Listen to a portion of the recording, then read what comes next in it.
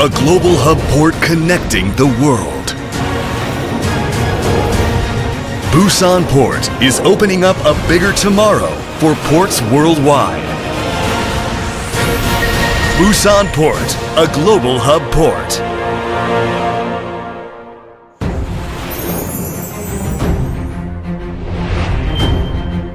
The representative port of Korea, Busan Port, became the country's first trading port, became its largest port through continuous growth, and has led the growth of the Korean economy.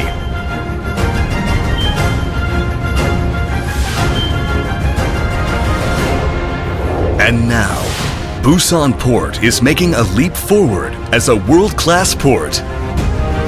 As a global transshipment-based port, it will handle domestic import and export cargo and transshipment cargo from every country.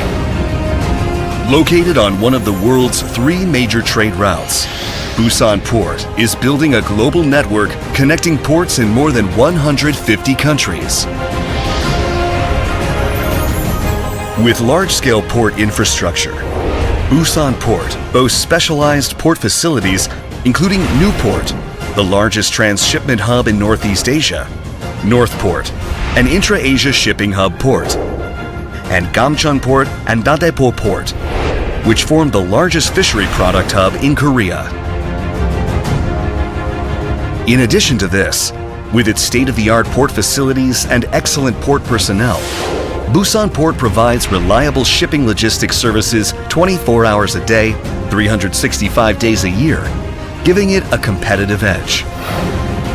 In addition, the Newport District Park, a large-scale complex business space, has been designated as a free trade zone. Many world-class logistics companies are now moving in. And through the creation of new high-value-added logistics, it will lead the revitalization of the local economy. In addition, as the water deep enough to berth ultra-large container ships, Busan Port will continue to expand its world-class port infrastructure and will become a futuristic smart port through continuous innovation. Furthermore, the maritime and aviation multimodal transport system, completed with the construction of Gadok New Airport, will serve as a driving force to strengthen the port's status as a global logistics hub.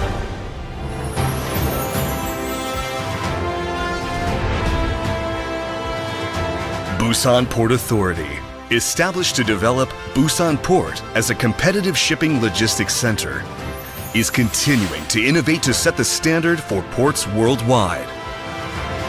With advanced technology development, Busan Port is transforming into a world-class smart port. And with its eco-friendly system, it is leading the future of cleaner, greener ports. In addition, based on its excellent competitiveness, Busan Port is expanding Korea's logistics territory by securing logistics bases in major overseas regions. By creating a reliable and safe site, Busan Port is building a people-oriented future.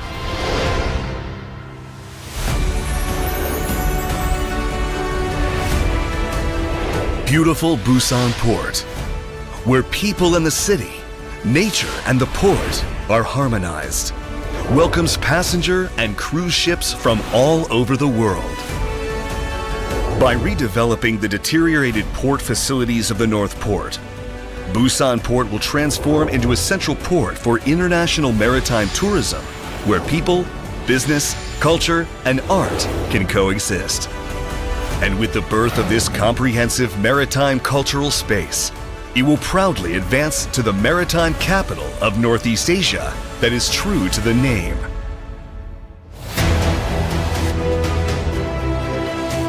Busan Port, with its new vision is making a leap forward from the gateway to Asia to the central port of the world. By connecting the world, leading the world, and preparing to unfold greater possibilities, we will succeed. We're all ready. Busan Port, a global hub port.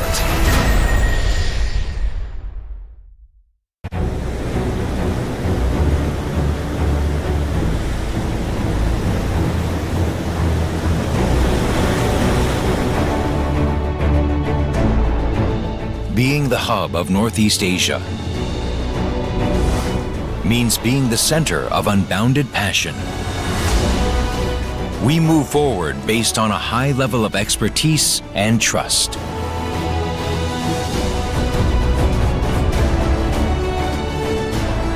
Connecting Korea and the larger world more quickly than ever before.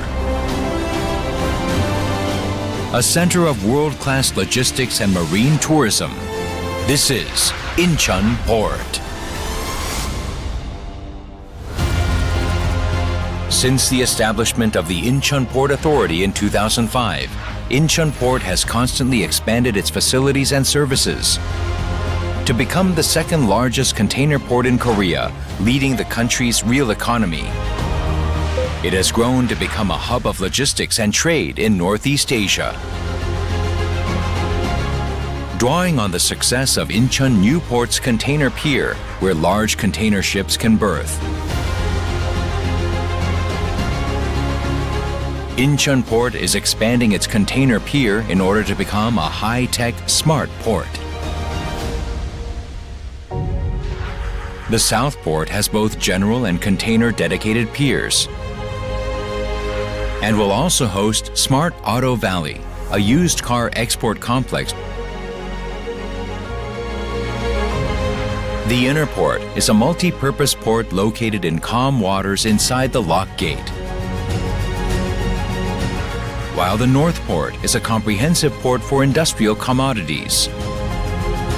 With its designation as a cold chain special zone, the Incheon New Port Hinterland Complex will handle high value-added cargoes. An e-commerce cluster will be operated at Aam Logistics Complex 2 to make logistics more efficient at Incheon Port Hinterland. In response to the evolving needs of customers, we are using advanced ICT technology to enhance security and the accuracy of logistics information. We have also adopted Green New Deal initiatives which protect the sea and local environment, while also allowing Incheon Port to contribute to the national economy. As a gateway port to Seoul, Incheon Port is opening the door to a greater future.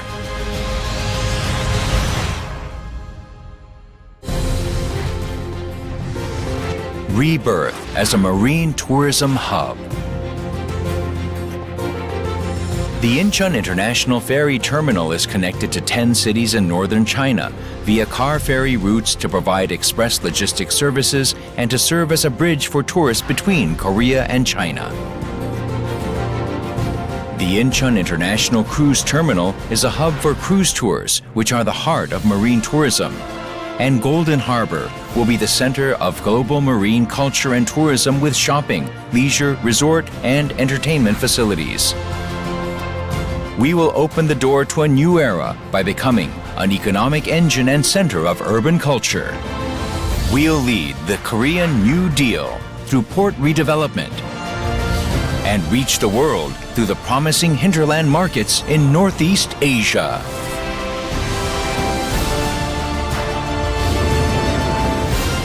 The gateway to success and opportunity. We are Incheon Port.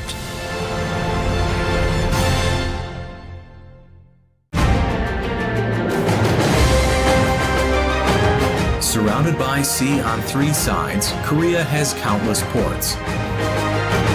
However, there is one port that, from the start, is different from all the rest. The Ulsan main port, handling general cargo, automobiles, plays a vital role in the port of Ulsan. The Mipo Port, supporting the shipbuilding industry. The Ulsan Port, supporting the Ulsan National Industrial Complex, the foundation of the Korean chemical industry. And the Ulsan New Port, which is newly being developed, will work as a foothold for the port of Ulsan to become the center of liquid logistics in Northeast Asia. Aiming for an economic revival during a time of extreme hardship, the Korean shipbuilding industry began its legendary journey in 1963 here in Ulsan. To support the shipbuilding industry, the port of Ulsan began to take its shape. The port of Ulsan was the nation's first port to be strategically developed to support industrial complexes. Thus, only cargo vessels move in and out of the port of Ulsan, connecting numerous ports internationally. Approximately 30% of nation's liquid cargo and 40% of crude oil is processed in Ulsan, which makes it undoubtedly the largest energy hub port in Korea.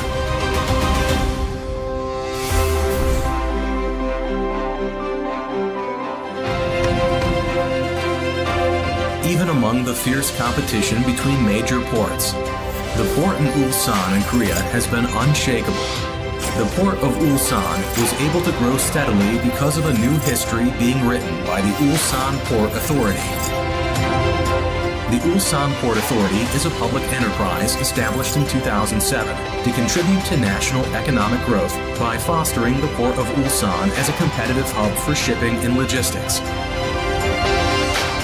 The Ulsan Port Authority has strived to strengthen the Port of Ulsan's expertise and secure its competitiveness by making efforts in various aspects such as port operation, management, construction, and research and development in multiple fields.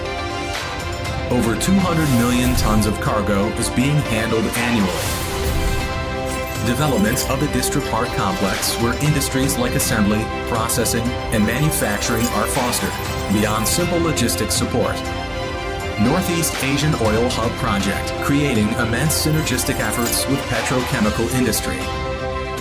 Talent cultivation in smart maritime logistics in line with the era of the Fourth Industrial Revolution, and the development and application of smart port technology using AI, big data, blockchain, etc.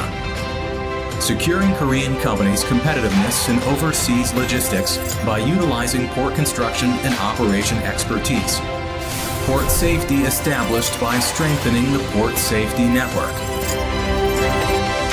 The times of hardship of Ulsan Port Authority are proven by today's port of Ulsan, attracting the world's attention as the hub port of liquid logistics.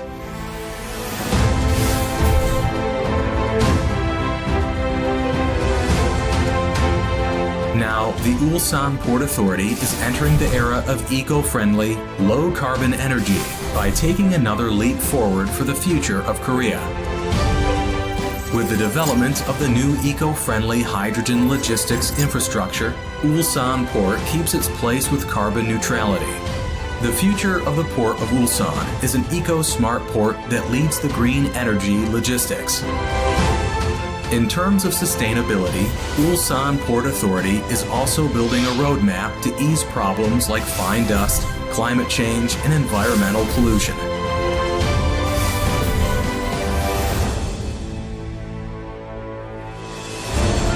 Please look forward to our future performance. A new leader to lead the future of ports, professionalism for efficient port operation. Value innovation that creates change from a new perspective. And social responsibility for the common good. Based on these core values, the Port of Ulsan will lead the future of energy logistics.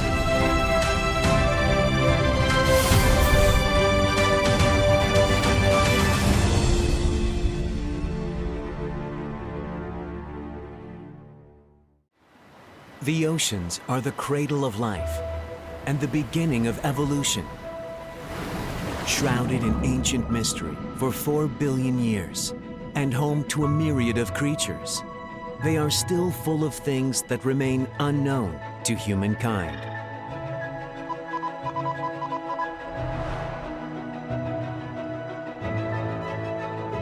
The 99% unknown world draws our curiosity. The National Marine Biodiversity Institute of Korea brings back answers for the future from the vast, mystical world of the ocean.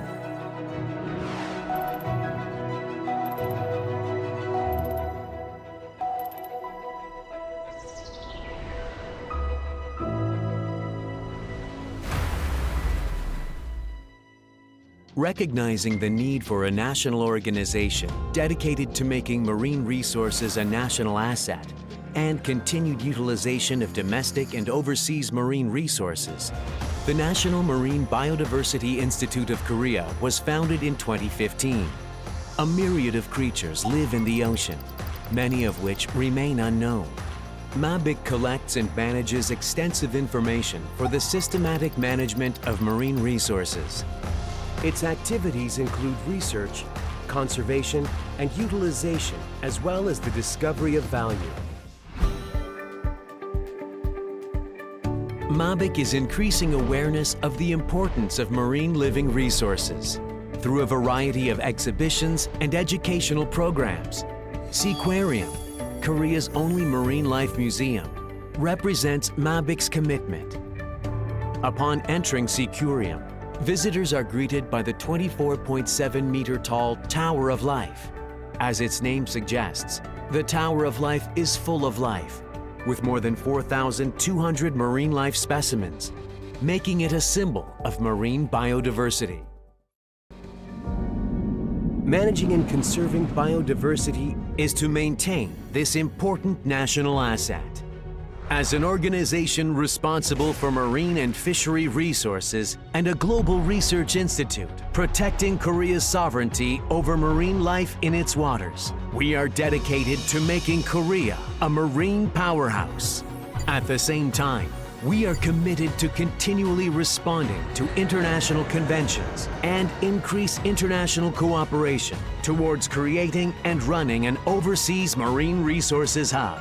We are promoting the value of marine living resources, more accessible to the public, and carrying out sustainable research.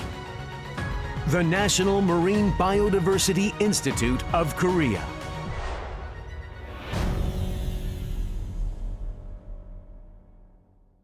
Yeosu Gwangyang Port, the center of shipping and logistics, has been driving the port logistics business in Korea and around the world. A container pier with an optimal logistics environment, a petrochemical pier that supports the Yeosu National Industrial Complex, and Gwangyang Port's steel industry pier that supports Gwangyang Steel Mill. A dedicated automobile pier at Gwangyang Port, which handles more than 1 million automobile cargo units per year. Yeosu Port is developing into a maritime complex tourism hub. We are committed to opening the future as a maritime industry cluster port. We are actively introducing eco-friendly technologies and striving to become a carbon-neutral port. We work to prevent accidents and disasters and are using thorough inspection and security systems to keep the port area safe. We are developing and revitalizing the Ulsan Convergence Logistics Complex and the Saepung Hinterland Complex to become a cargo-generating core industrial port. We are also building a world-class smart and automated port based on our smart logistics platform. Yeosu Gwangyang Port Authority is pushing forward with ESG management through aggressive social contribution activities and local mutual development that involves communicating with the public, people, time, and space. Possibilities and opportunities are linked to one another at Yeosu Gwangyang Port Authority. Global competitiveness connecting the world. We are Yeosu Gwangyang Port Authority.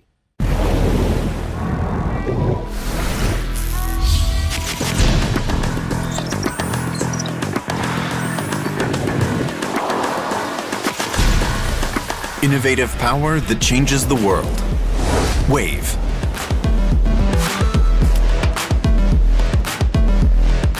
Then what about Kiost Wave?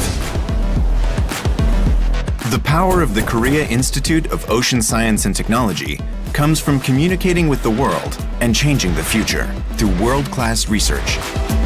Advancing towards the future by exploring the world with ocean science technology that can be enjoyed by everyone.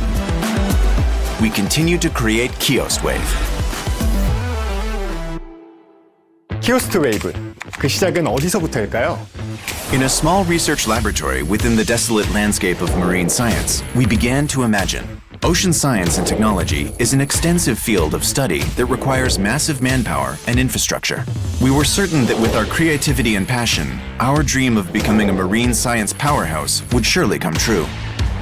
Riding on the waves of imagination, we dared to dream and set sail towards a future of endless possibilities. To ensure that the newly discovered values of the sea could flow seamlessly into the lives of people, we never stopped our research for a single moment. With cutting-edge research vessels sailing out to the vast laboratory of the ocean, and by expanding our experimental infrastructure as a miniature version of the sea, KIOST has grown to become the sole comprehensive marine research institution in Korea. Now, KIOST is emerging as the new wave of ocean science and technology, flowing vigorously towards the nation and the world. 키오스트 웨이브, 그 혁신의 파도는 어떻게 만들어질까요? The wave of innovation we make begins with insights that identify the core and essence of a topic. By studying the ocean, which is the most powerful coordinating element of climate change to predict future environments, and securing marine resources such as biogenic materials and rare minerals. By sending robots to the ocean and satellites to space, we are proving the competitive power in marine engineering and enhancing the values of our seas through technology. All this work stems from the insight that seizes the value of the ocean and which is the most certain path to leading the future. Furthermore, the values we have captured are interconnected and blended to create a variety of technologies and products needed by the world. In this way, we become a value-creating platform with world-class research capabilities, connecting everyone's today and tomorrow with happiness. 급변하는 시대의 파도, 위기를 기회로 만들 키오스트의 힘은 무엇일까요? The powerful, tumultuous waves of change are the driving force that propels us forward. For us, today's limitations are merely the starting point for future possibilities. To achieve our dreams for the sea, we join hands with the world and communicate to continuously bring a wave of change. 그 변화의 끝엔 어떤 세상이 기다리고 있을까요? 국민 모두가 바다의 가치를 마음껏 누릴 수 있는 세상이 그곳에 있습니다. 키오스트는 끊임없이 연구하고 혁신하여 우리나라 해양과학 기술의 발전을 선도하고 세계 최고의 해양 연구 기관으로 도약하겠습니다. Just as the potential of the ocean is limitless, our possibilities are also boundless. In the next 50 years, KIOST will relentlessly push forward in its journey towards becoming an organization that is loved by the people. Making powerful waves of science and technology in the vast ocean. KIOST Wave, the Korea Institute of Ocean Science and Technology.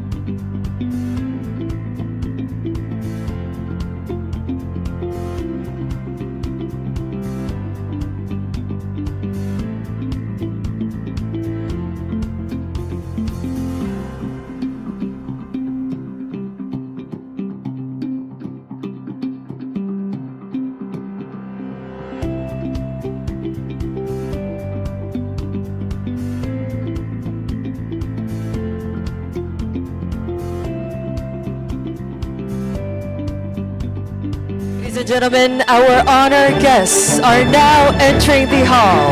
Please welcome Minister Kang Do-hyung, Mayor Park Kyung-jun, Secretary John Kerry, Special Envoy Peter Thompson with a big round of applause.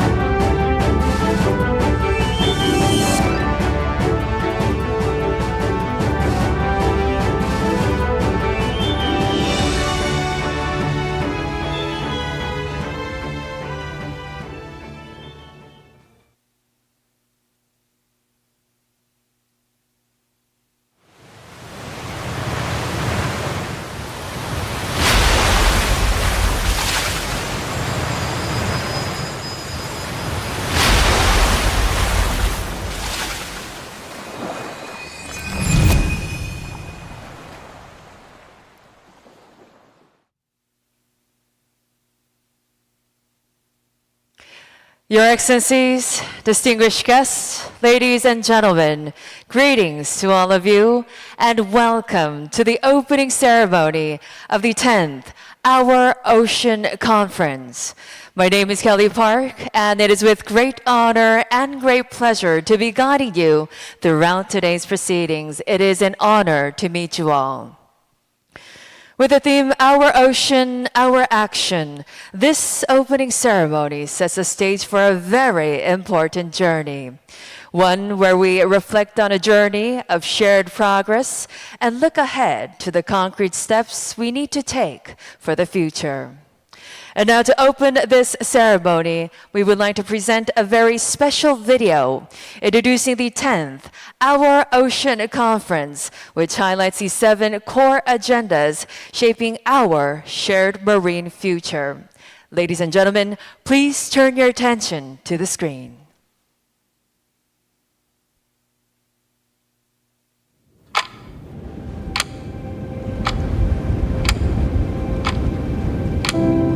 The air we breathe, the water that connects us, the source of all life, our ocean. Now, a global movement to protect our ocean is underway. 10th Our Ocean Conference. The Our Ocean Conference is a place of cooperation where governments, businesses, and scholars from around the world come together to address the challenges and opportunities facing the ocean. Over the past decade, our Ocean Conference has seen over 2,600 commitments worth $160 billion, with more than 80% already underway. After a decade-long journey towards a sustainable ocean, a wave of change for a better tomorrow begins here in the Republic of Korea. Our ocean, our planet. Protecting marine ecosystems also means protecting the homes that depend on them. Our ocean, our prosperity. Millions of people rely on the ocean to work, eat, and thrive. Our ocean, our future. We share the rise and fall with the sea. Our ocean, our vitality. What we throw into the sea today becomes the pollution we face tomorrow. Our ocean, our life. Sustainable fishing ensures nutrition and balance for future generations.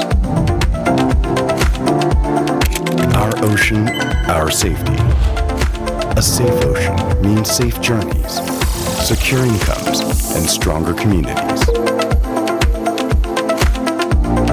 Our ocean, our solutions. Digital technology helps us protect what we value the most. Ocean Digital goes beyond technology. It's a new route to the future.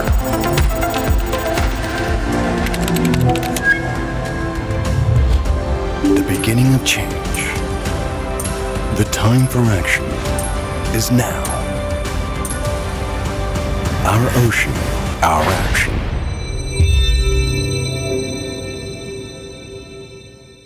Please give a big hand. Thank you. That was truly a very inspiring opening celebrating the 10th anniversary of Our Ocean Conference. And the film was not only a reflection of the journey we have come so far, but also a call to carry forward our shared mission for the ocean. Once again, thank you to all of you for joining us in this significant occasion. And now, distinguished guests, it is with great honor to invite His Excellency Kang Do-hyung, Minister of Oceans and Fisheries of Republic of Korea, to deliver the opening remarks. 여러분, 강도형 장관. Ladies and gentlemen, please welcome the minister with a big round of applause. Kang with a big round of applause.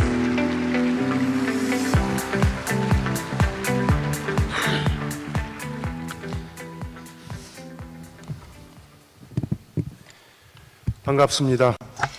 It's a great pleasure to meet you all. Distinguished representatives from around the world, esteemed guests, and all who cherish our oceans. Thank you for attending the 10th Our Ocean Conference. I am Kang Do-hyung, Minister of Oceans and Fisheries of the Republic of Korea. I was raised on the beautiful island of Jeju, Korea, as the son of a haenyeo, a traditional female diver. Alongside my mother, I gazed upon the sea and learned its abundance and vitality. That curiosity grew into a lifelong calling, dedicating my life to the ocean. Yet today, this sea of abundance faces unprecedented challenges: rising sea temperatures, degrading marine ecosystems, and significant changes in the volume and distribution of marine resources. However, these are not the problems of one nation alone. The ocean is interconnected, and its challenges extend across the entire globe. This is why it is crucial that the global community comes together to seek solutions. For the past 10 years, the Our Ocean Conference has served as a vital platform at the heart of this collaboration. I would like to take this opportunity to express my deepest gratitude and respect to the Honorable John Kerry, former U.S. Secretary of State, the founder and champion of this conference, and to the delegations of past host nations, and to all ocean leaders who have joined us on this journey. Distinguished guests, ladies and gentlemen, yet we all know our work is far from done. Even at this very moment, people around the world are losing their homes to rising sea levels and struggling to maintain their livelihoods in the face of encroaching marine litter and declining fishery resources. To overcome these issues, we need action that is more concrete and more innovative. Now is the time to revisit the spirit that has always driven this conference, the spirit of action. In this context, the Republic of Korea has chosen the slogan of the 10th Our Ocean Conference to be Our Ocean, Our Action. To address the many challenges facing our seas, we proposed a transformative solution, digital oceans. By harnessing data and technology, we can gain deeper insight into our oceans and explore novel, innovative actions. Marking this milestone 10th conference, we have also created an opportunity to reflect on what we have achieved through our ocean and, more importantly, to chart a course for the next 10 years. We hope this will become a powerful turning point for driving more robust and unified ocean actions. Distinguished guests, ladies and gentlemen, as the host country, the Republic of Korea is determined to lead by example. Over the past 30 years, Korea has pursued a comprehensive administrative approach to the ocean sector. We have continuously developed our policy capacity and scientific and technological capabilities with the goal of achieving a harmonious balance between ocean preservation and sustainable use. We will harness Korea's full capabilities to create leading examples of sustainable ocean management and share these with the international community. To this end, we are pleased to announce the Korea Blue Action Plan, which outlines 76 ambitious initiatives backed by an investment of 3.7 trillion Korean won. Allow me to share two key initiatives from this plan. First, Korea will play a leading role in expanding global marine protected areas. In March of this year, Korea became the first country in East Asia to ratify the BBNJ agreement. Domestically, we plan to designate over 2,000 square kilometers of new marine protected areas this year alone, and we will continue to expand these areas annually to achieve the global 30 by 30 target. Internationally, Korea will actively contribute to advancing marine protected area discussions through regional fisheries management organizations or RFMOs. Second, Korea supports the Global Charter for Fisheries Transparency and is committed to its phased implementation. As the only Asian member of the IUU Fishing Action Alliance, Korea recognizes the vital importance of the international cooperation in areas such as vessel information management, fishing activity, and seafood supply chain. Building upon our existing legal and institutional frameworks, we will work toward compliance with the Global Charter for Fisheries Transparency through efforts such as the development and enhancement of electronic monitoring technologies and expanded implementation of catch documentation schemes. Distinguished guests, ladies and gentlemen, today and tomorrow, the Republic of Korea hopes to create the wave of great change together with all of you. May the momentum we create at this Our Ocean Conference ripple across the world, inspiring greater change, action, and a new future for our oceans.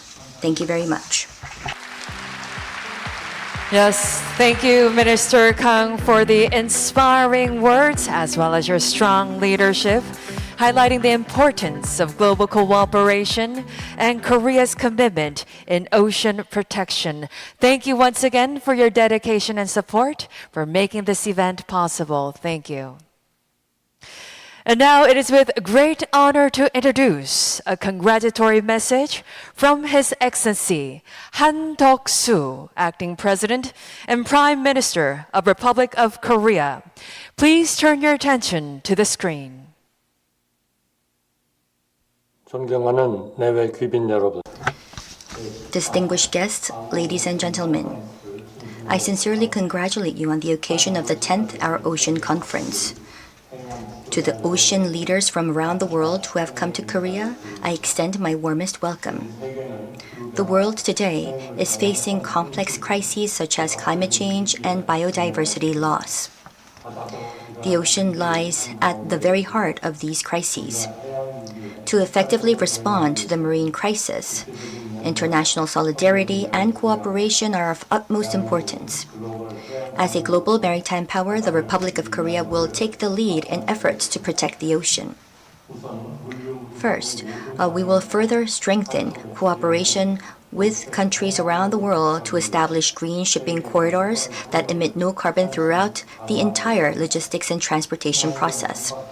We will develop and commercialize green ship technologies and expand the supply infrastructure for eco-friendly fuels to accelerate the decarbonization of international shipping. We will also take the lead in addressing the issue of abandoned fishing gear, which has been identified as a major cause of marine pollution. Last year, Korea became the first in the world to introduce a deposit system for the management of fishing gear and buoys, and we will expand the system to encourage greater voluntary participation from the private sector. With the goal of zero abandoned fishing gear, we will strengthen the management of the entire process from use to collection and recycling. We will also expand international cooperation, including ODA, in relation to this issue. Distinguished guests, ladies and gentlemen, the oceans of the world are one. It is only through cross-border cooperation that we can protect them. I express my deep respect and gratitude for your efforts to pass on a safer ocean to future generations. And I hope this conference achieves great success. Thank you very much. Thank you. We have heard a meaningful message from His Excellency Hang, and we would like to thank him for his unwavering support. And also, he has mentioned reaffirming Korea's dedication to global ocean leadership and cooperation as we strive for the sustainable future of our oceans. Thank you once again for your cooperation and contribution for this forum. Thank you. And next, it is with great honor to invite His Excellency Park Kyung-jun, Mayor of Busan Metropolitan City, Korea's leading maritime city, to the stage. Please join me in welcoming Honorable Mayor Park with a big round of applause. 존경하는 각국 정부 대표 여러분. Distinguished delegates from government, international organizations, and NGOs from around the world. Esteemed guest speakers who have graced this event with your presence. I'm truly pleased to welcome you all to the 10th Our Ocean Conference here in Busan. I would also like to express my sincere gratitude to Honorable John Kerry, who served as the former U.S. Secretary of State and Special Presidential Envoy for Climate, Ambassador Peter Thompson, UN Secretary General's Special Envoy for the Ocean, who have provided tremendous support to the 10th OOC. This year marks a significant milestone as it is the 10th anniversary of the Our Ocean Conference. It is our honor to host this important event in our city of Busan. The slogan of this year's conference, Our Ocean, Our Action, carries a powerful message that we must take immediate action to protect our oceans. We live in a time where action is needed more than words, and solidarity is required over declarations. Busan is a global maritime logistics hub as we are home to the world's second largest transshipment port. It is also a vibrant ocean city where advanced maritime industries, marine science and technology, and diverse marine cultures come together. At the same time, Busan also faces severe oceanic challenges, including climate change, among other marine crises. Over the years, Busan has led various initiatives focused on a sustainable maritime future, including reducing marine plastic waste, restoring marine ecosystems, and transitioning to carbon-neutral ports. Busan has also taken many practical steps to address global marine issues in cooperation with countries around the world. In particular, at the 8th and 9th Our Ocean Conference, Busan became the first local government to make a voluntary commitment and has since worked diligently to translate commitments into concrete policies. Furthermore, we are developing Busanset, a microsatellite for marine-based pollution monitoring in participation with NASA, as well as building a marine pollution management system that utilizes drones and artificial intelligence. At this year's conference, we will announce 2 more meaningful commitments. I believe that all the distinguished representatives here today have brought with them valuable policies and innovative solutions. I hope this conference will provide an opportunity to share the latest technologies and policies with one another in order to ensure the sustainability of the ocean, while bolstering solidarity within the international community. Recently, the New York Times highlighted Busan as a beautiful beach city comparable to Miami, naming it one of the top 5 must-visit beach cities around the world. During your stay, I encourage you to enjoy Busan's scenic coastlines and witness firsthand the infinite potential of the city as a global maritime hub. Once again, I warmly welcome you all to Busan and wish you a productive conference. Thank you. Thank you, Honorable Mayor Park, for the warm welcome as well as your dedication to ocean sustainability. We look forward to Busan's leadership as a global maritime hub, playing a key role in driving success to this conference and beyond. Thank you. And now, as we continue this opening ceremony, it is our honor to introduce a true global voice for our ocean. His message is especially meaningful this year as both the Our Ocean Conference and the UN Ocean Conference are held during this critical time of our oceans. So please join me in welcoming His Excellency Peter Thompson, United Nations Secretary General's Special Envoy for the Ocean. Please welcome him with a big round of applause.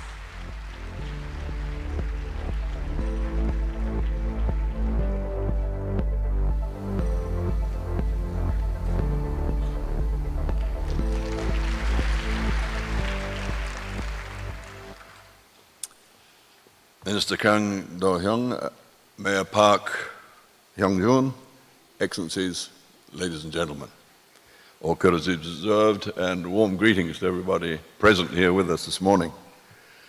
So on behalf of all of us who've come from afar to participate in this conference, I want to give thanks, Mr. Mayor, for the warmth of the hospitality with which we've been received in this beautiful beach city. I was going to say coastal city, but you've educated us, and we saw the beautiful beach yesterday that you have.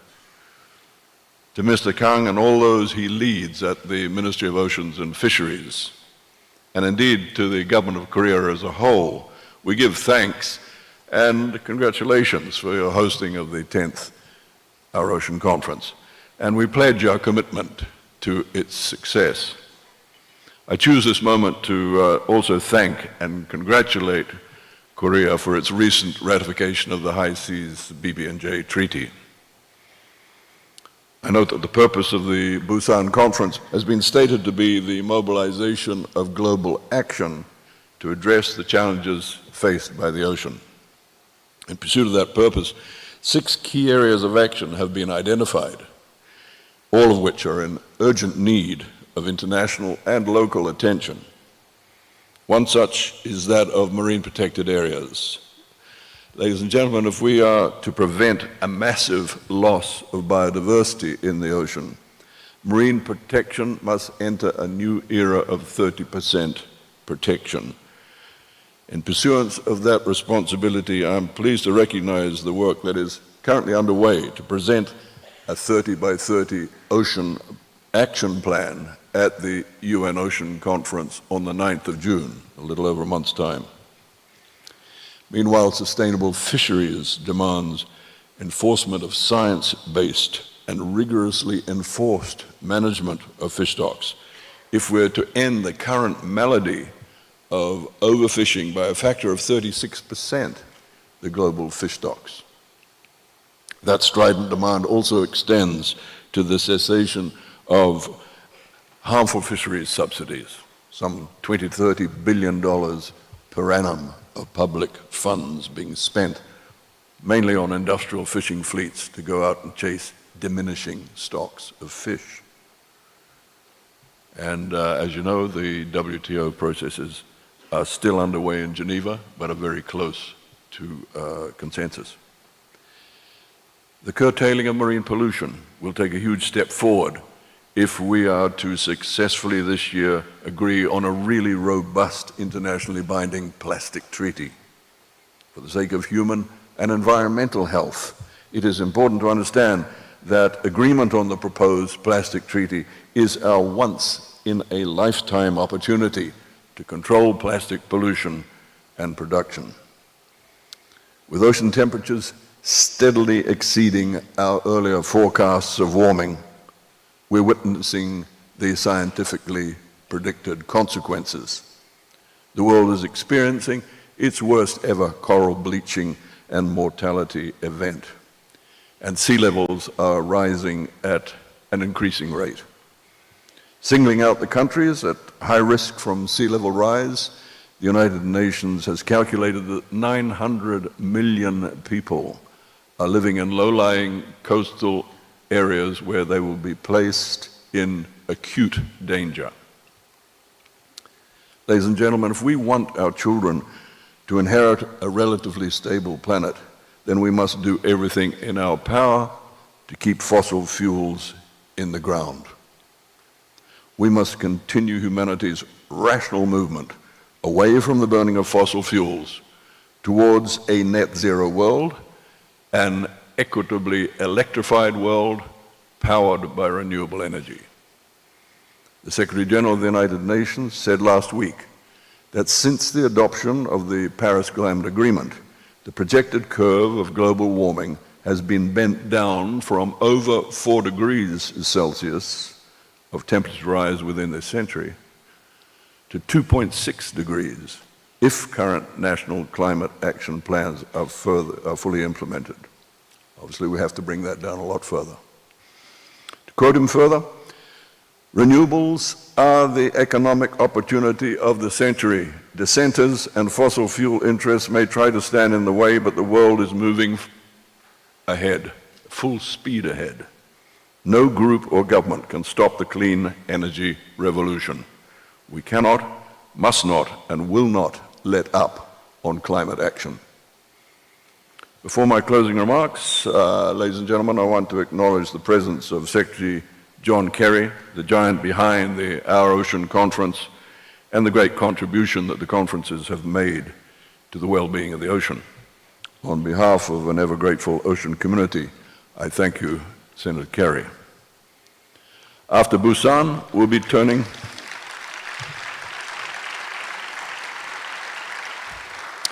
we will be turning our attention to Nice and the UN Ocean Conference in a month's time, and I bring your attention to the events surrounding that conference.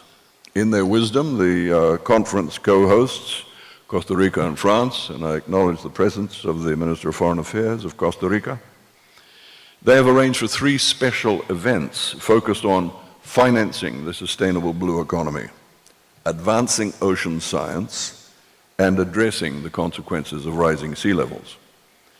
Within the context of the conference itself, member states of the United Nations have designated the topics of 10 ocean panels, which mirror quite closely what Our Ocean Conference is doing this week.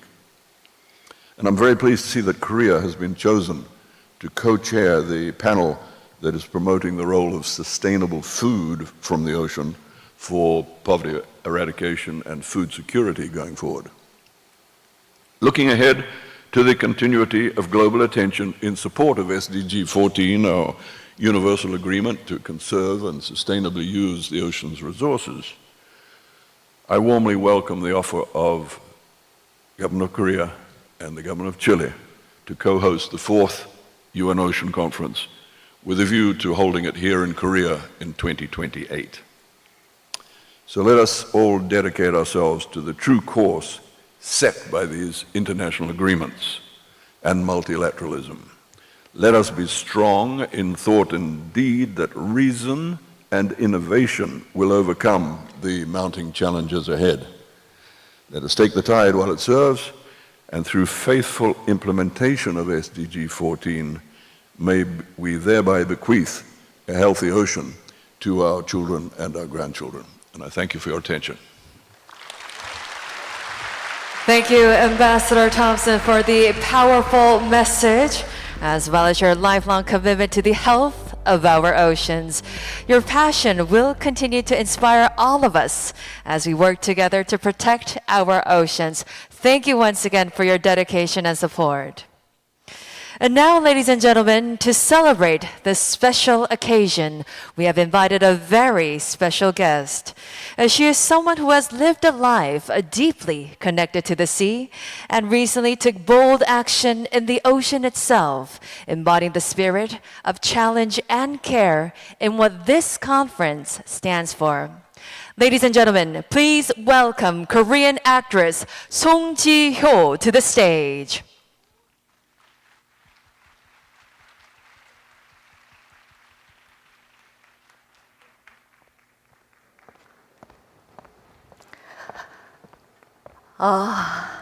안녕하세요. Good day, distinguished guests, ladies and gentlemen. I am an actress, and I also am a part of the Running Man show in Korea, an entertainment program. It's a great pleasure to meet you all, and I never imagined that I would one day stand upon such a grand stage to speak of the sea. Yet when I think about it, the sea has always been close to me, like an old friend, because every school break I would spend my days in a small seaside village where my relatives lived. And I would play by the water until the sun sank low, and by the time I returned home, my slippers would always be filled of sand. But back then I did not think of those days as anything special, but looking back now, I realize it was those memories that made the sea such a familiar and natural place for me. And not long ago, while filming a documentary on Haenyeo, I had the chance to enter the sea alongside with these women divers of Jeju, who we call Haenyeo. And for a moment, I became Haenyeo Songjihyo, and I met the sea once again. But the sea I encountered then was vastly different from the one I thought I knew. Diving without an oxygen tank, it was far more difficult, far more daunting than I had ever imagined. Yet, into that formidable sea, the Haenyeo ventured day after day without fail. To some, their dives might seem like mere labor, a way to make a living. But within their work is a deep, abiding love, a fierce devotion to caring for and preserving the sea. I saw them gather trash and litter from the ocean floor to protect its fragile ecosystem, and I saw them carefully relocate sea urchins to ensure a better harvest the following year. Can we truly call such efforts mere gathering of seafood? In this way, they live with the sea in a rhythm that is wholly their own. And thanks to their way of life, the sea continues to be safeguarded, a home preserved for the generations to come. Not long ago, I even had the opportunity to sing alongside the Haenyeo choir. Their voices, shaped by evenings of practice after long days in the water, sounded like stories, the stories of people who had weathered the sea for a lifetime. Their song was like the sumbi-suri, the breathy, raw sound Haenyeo make when they surface and release their held breath. And today, the Haenyeo Samchun, or our beloved Haenyeo aunts, will grace the stage. Though they step onto land for a brief while to sing, they will carry the spirit of the sea within them. Through the stage, I hope the time they have walked, the life they have lived, will quietly find its way to you. Thank you very much.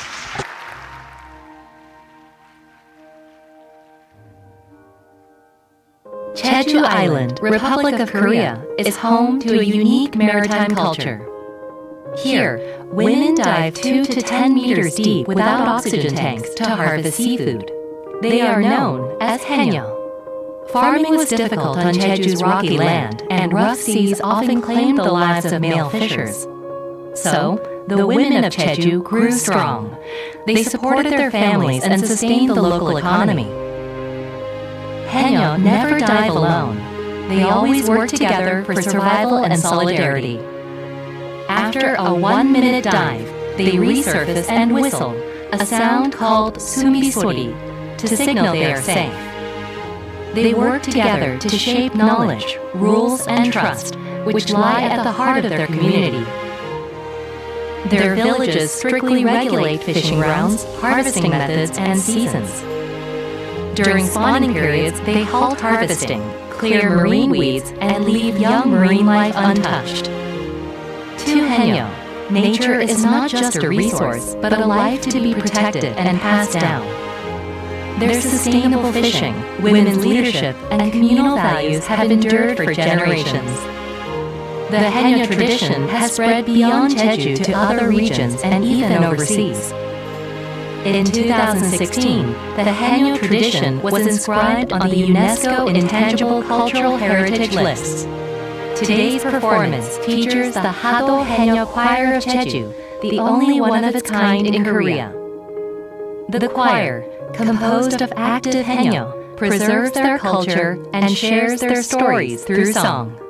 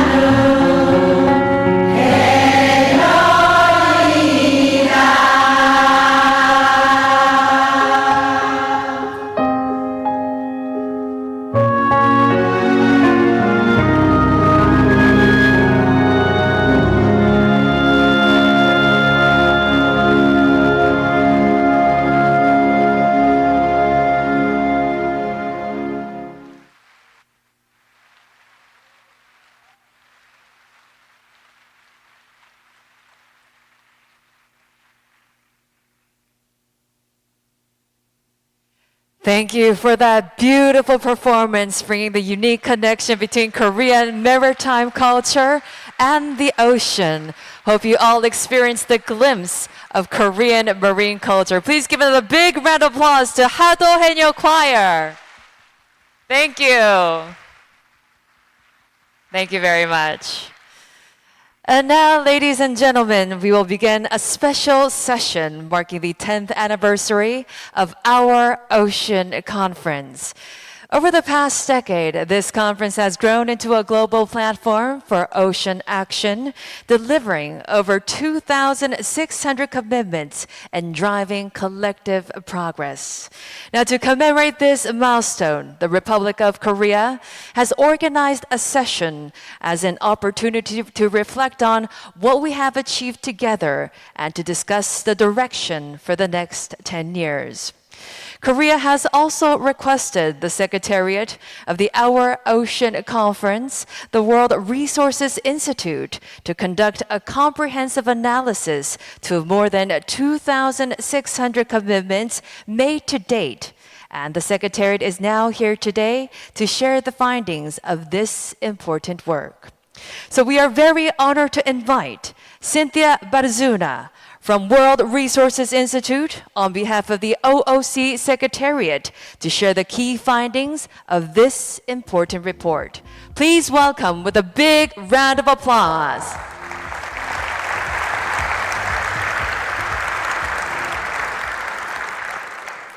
Greetings, everyone. I would like to start by thanking the government of Korea for their immense support and also for planning alongside with us for our Ocean Conference. It's been a true privilege to work alongside the friends of Korea, and it's been they've done a tremendous amount of work just to be here today. So I'd like to thank the government of Korea, but I would also like to thank everyone for joining us today from near and from far, and for your support for the action that the ocean needs. Today we mark a very special day because it's the 10th conference, the 11th anniversary of the conference, and for the first time we have worked on a report that will reflect all of the commitments, voluntary commitments, that all of you have made throughout the years. Our Ocean Conference has been known for its connectivity, the connection and the very much needed partnerships that we need in order to deliver action towards the ocean. It has been also a space for ambition, but also it was the very much needed space to turn commitments into actions and to implement these actions. It has also been a place for accountability, for transparency and traceability. Korea made it very clear that they want to make this conference about accountability, and we have been working alongside with them to understand about success made, but also where there is room to grow. I am very happy to introduce to you the reports, first of its kind, it is our Ocean Conference 10th anniversary report. And this report will continuously be updated every year with the commitments made by each and every one of you. Back in 2014, almost 40 commitments were made. Moving forward to today, more than 2,600 commitments have been made. And you will ask yourselves about accountability, about what has happened ever since those commitments were made. I would like to showcase part of what you will see in the report that will be shared with everyone on the progress made by the commitments made for the past 11 years. As you can see, some of these commitments have gone through different stages, but there's always that need for more commitments and for more implementation. I'm very happy to share with you that 80% of the commitments made through OOC are either complete or in progress.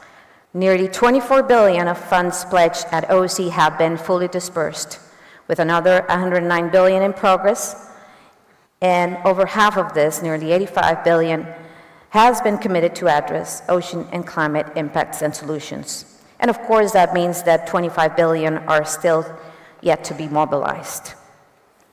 So we strongly urge the commitment makers to take the necessary steps to fulfill this. This is another interesting slide that we wanted to share to you today. On this side, you'll see the number of commitments, and on this side, the pledge finance. So you can start to see the differences between both sides of the equation and how much of it will be needed to mobilize all the action intended for the commitments made. This is how the commitments are looking as of today. 43% have already been completed, as mentioned, and of course, there's almost 40% of it is in progress, and only 18% has not yet started, but needs our attention and focus and our action. Finally, you see here the numbers of commitment made by each and every one of you. So I would like to congratulate the governments for their commitments as they are still leading the way. This is the QR code where you can find the full report. I invite you to read it. And on behalf of the World Resources Institute, it is our privilege to be the Secretary of our Ocean Conference, and we are more than excited to be working with all of you in fulfilling the very much needed implementation of these commitments. Thank you very much. Thank you, Ms. Parazuna, for presenting this final report to us. Your findings will provide us with great direction to shape the sustainable future for our oceans. Thank you. While the Secretariat has shared her valuable insights through data and analysis on the achievements and future direction of our Ocean Conference, we would like to turn to the voices from the field. We will now hear two stories from individuals and organizations who have translated our Ocean Conference commitments into tangible actions, making real progress towards sustainable oceans. So first, we are very pleased to invite Mr. Renz Luyao, Youth Leadership Council member from Earth Echo International, an organization that empowers youth to become ocean leaders and drive positive change. Ladies and gentlemen, please welcome with a big round of applause.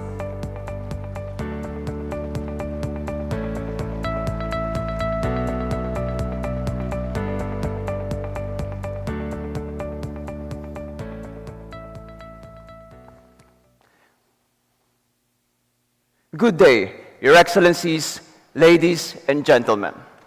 Thank you for being here today and to everyone who made this event possible. Standing before you feels surreal, much like the moment I saw a whale shark for the first time exactly a year ago. My name is Renz Nathaniel Luyao, and I am a proud Filipino youth. I have a long-standing bond with the ocean because I was born in the Zamboanga Peninsula, which is part of an archipelago of 7,641 islands. My grandfather cast his nets for a living. My father would often share colorful stories of life at sea. Growing up, I would stop to chat local fishermen along the shore, listening to their tales of harder catches and tougher seasons. It was those weathered faces and calloused hands that taught me a simple truth, that the health of a nation's waters is reflected in the well-being of its fishermen. I remember being 6 years old when I first visited the Manila Ocean Park. I was wide-eyed, amazed by the wonders of the ocean, and too innocent to imagine that our seas were already under threat.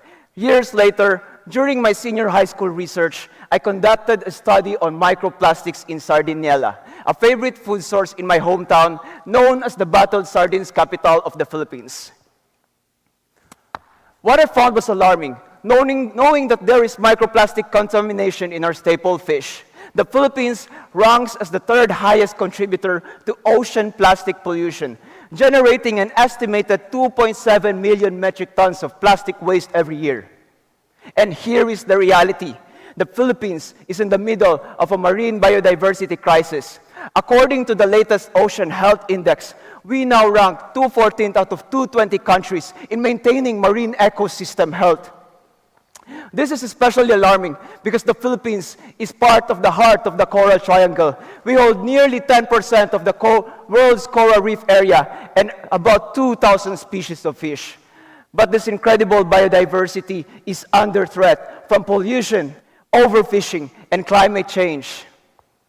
These impacts go beyond nature as it affects our food, our livelihood, and our identity.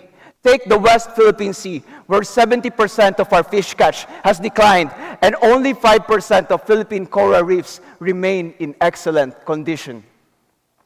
Our ocean is at a dangerous tipping point. We are drowning, poisoning, and killing ourselves in our own waters. And the Philippines is just one example.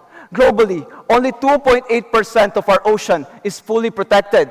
That means the rest of the world faces the same looming threat. But even in the face of all of this, there is cause for hope and optimism. Making up nearly half of the world's population, young people are leading the charge to accelerate ambitious ocean protection and restoration efforts. Today, I am celebrating the success of Earth Echo's International Our Ocean 2022 commitment to launch an online training and community platform for young ocean leaders like me. Since I joined Earth Echo's community platform, Gen Z, in 2023, I've seen the power of my community in action. Joining Gen Z opened doors like this opportunity to speak before you. Being selected for Earth Echo's Youth Leadership Council and connecting with young people who remind me every day that I am not alone. We are a collective of over 2,400 young ocean advocates from more than 120 countries, networking, learning, and taking collective action year-round to advance ocean protection. One of my most meaningful moments was using the Gen Z platform to help organize the Manila site of Earth Echo's 2025 Youth Leadership Summit, my first ever organized event at the age of 20. It was a global summit connected across 8 sites worldwide. But more than the scale, what mattered was that we, Filipino youth leaders, worked together to advance the ratification of the High Seas Treaty, partnering with government agencies, schools, and coalitions.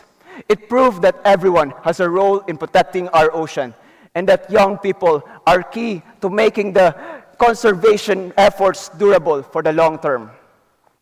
Today, I challenge you to recognize the power of young people in leading meaningful action to scale the ambition of our work and ensure the long-term durability of the commitments we made.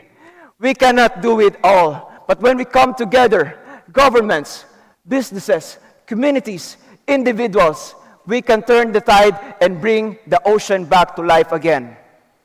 As I always say, padayon, let's keep on flowing, growing, and keep on moving forward. Kamsahamnida. Thank you very much for that inspiring story with great passion. Earth Echo International's efforts set a great example, showing how youth leadership can be an incredible example and potential to the sustainable future of our oceans. Thank you once again. And now, ladies and gentlemen, let us turn to our second story. Now, according to the research by Oregon State University, about 42% of the world's marine protected areas have been designated as a result of commitments made here at Our Ocean conferences. Now, our next speaker has played a very pivotal role making this achievement possible.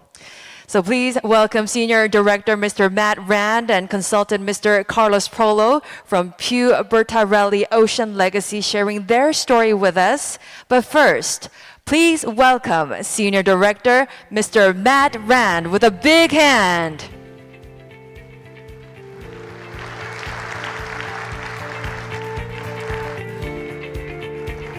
Good morning, Your Excellencies, distinguished guests. As the announcer said, my name is Matt Rand, and I am privileged to represent the Pew Ocean Legacy Partnership, a partnership with the Pew Charitable Trust and Donna Bertarelli Philanthropy. Pew Bertarelli Ocean Legacy has been working for over a decade with local communities, indigenous people, scientists, NGOs, and governments around the world. We have been engaged in trying to advance marine conservation and engaged in taking marine initiatives at scale with highly protected MPAs at its core. Since 2022 and our commitments at the Our Oceans Conference in Palau, our efforts with local partners around the world have led to the designation of nearly 3 million square kilometers of ocean protected in MPAs. That's the size of India, of the world's oceans now protected. We also partnered with the government of Ecuador to engage on a strategy for sustainable financing and executed one of the largest debt for nature transactions in history, restructuring nearly $1.8 billion of the country's national debt to come up with a sustainable financing initiative for the Galapagos Islands, which are now sustainably financed in perpetuity.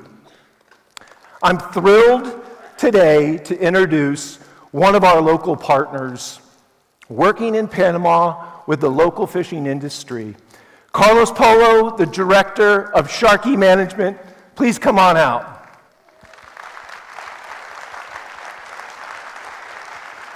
All right, Carlos. Thank you, Matt. Okay, good morning, everyone. Thank you, Matt. Buenos dias. As Matt mentioned, my name is Carlos Polo. I am Director of Sharkey Management and Consulting, and I am a marine biologist. I have been working almost half my life in fisheries, conservation, and trophic ecology on shark and rays. For me, it's had a privilege to have been working with Pew for almost 10 years. I started to work with Pew in 2015 in the shark campaign, and then now in the Pew Ocean Legacy, supporting the work I've been doing in the Eastern Tropical Pacific, specifically in the Colombia, Ecuador, Panama, and Costa Rica. But I am here today to talk about a specific project that we have involved with people in partnership with Marviva. To anyone who is not familiar with Marviva, it's a regional NGO that promotes the conservation, sustainable use, and marine resources in ETP communities. That could be aligned with the work I've been doing people to try to find the connection that have different communities to try to protect the marine protected area, focus on biological areas sensitive, like marine corridors, and try to know how they promote the fisheries good practice, and try to help the people to protect more the vulnerable species. Even in this project, other partner that we have is Shark Conservation Fund. They are more focused to try to promote and try to improve the measure conservation about sharks. But I can try to give you a short brief about my experience that I have the last month in the 4 fisheries communities that we have in Panama. We have been in Palo Seco, El Pito, Icaco, and Santa Catalina around the Gulf of Chiriquí. And that was an amazing experience because we had the opportunity to hear directly from the fishermen what they are doing the process to change and to improve the measures that we've been doing to protect the ecosystem and the species. These communities are organized in fisheries association, and all of them are involved, and they give them better livelihoods to try to protect more effectively the species and try to keep them in equality the possibility that they continue to fisher. One of the things that for me called attention is one of the association, they follow the rules and they promote them. Even one of them requests an extension for the temporary close in this area because they know in these areas exist vulnerable species and they can try to understand what is the role that they have this species in the ecosystem. And they request to extend the temporary closure to this area, and even they change the fishing year. They extend the size of the net to not catch the small fisheries and not catch shark and tree turtles. That is incredible to hear from them, that all the process have been doing for many years to working with other local associations like Marviva have been doing. But this just will not be possible without taking account the job have been doing Marviva. Marviva have been working with them for many years So everyone has been here about the try to work the community to try to change the attitude to get more awareness about the conservation. It's not easy. It's a long way to have to be no 1 year, 2 years, even close to 8 or 10 years. But they are doing frequently with them, and now we can see the results. Even at the beginning, this community have been challenged, and again, I'm very, very upset because they feel like a more restriction for conservation, limit of fishing. But when they start to understand what is the need to protect the species and to conserve the habitat, they can get more information that help them to improve the income, to give them another alternatives in the process.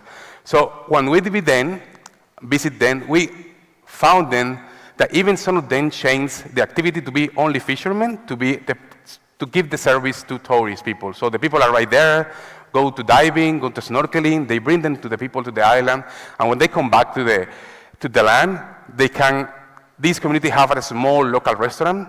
They give you the lunch for the catch of the day, fishes, many species that have been available to catch them in a good way, and give them other opportunities for them. And even one of them, for me, that one is a surprise. Most of the women are empowering in all the association. We can see the woman, some of them is fisher, all of them is clean the fishing, and others are involved in trying to analyze the information for the boats, because the boats that they used to catch in an old area, they had a BMS. So they have the whole information, the BMS for all these boats, and they can track it, what they are doing outside, and how many of them is give the service for tourists, how many of them give the service for fishermen. So even most of the women be part of the community board for the association and take the big decision. So that is a great example how Panama can show to work with the community at the beginning, give them the opportunity to improve, to get better benefits, and increase the awareness about why they need to protect the ecosystem. And it's not only for the food that they can find today and they put in the table, it's for the next generation, to give them the opportunity to follow this path and to protect them. And they can reply in different owning communities in different other countries. Thank you so much. Thank you very much for sharing your remarkable story with us. Thank you. Your work demonstrates the global impact of our ocean commitments and how they are securing the sustainable future for our oceans. Thank you. And now, ladies and gentlemen, to highlight this special session, we are deeply honored to invite a global leader in ocean diplomacy. As a former U.S. Secretary of State and Presidential Envoy for Climate, he has led international efforts to protect our planet, especially our oceans.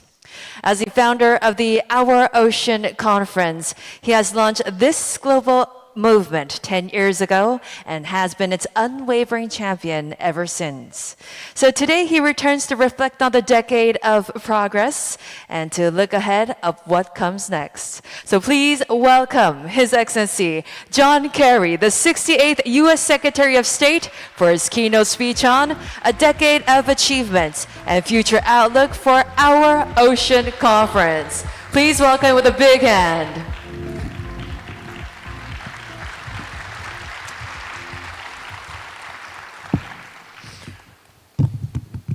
Thank you very, very much. What a great privilege to be able to be here to celebrate the 10th anniversary, and I really want to thank all of the extraordinary participants who have shared with you their hopes and ambitions for the future and the work that they're doing today.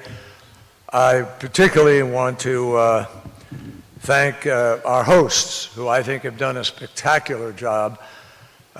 Mayor Park Hyung-Joon, thank you, sir, for welcoming us to your city, beautiful city. We're delighted to be here. And my friend, the Minister of Oceans and Fisheries, Kang Do-hyung, thank you, sir, for your leadership. And Peter Thompson, your great cohort in all of this effort, and we admire and appreciate the UN commitment to this, which you helped to pull together. Will you all join me, please, in expressing a really special thank you to the people who do the hard work behind the scenes for a long period of time to make this possible. And I think you can see the quality of the presentation, the substance that we are already digesting as a result of the presentations a moment ago. I hope you'll join me in saying thank you and expressing your appreciation to the entire Our Ocean's 10th anniversary organizing group. They really have done a superb job.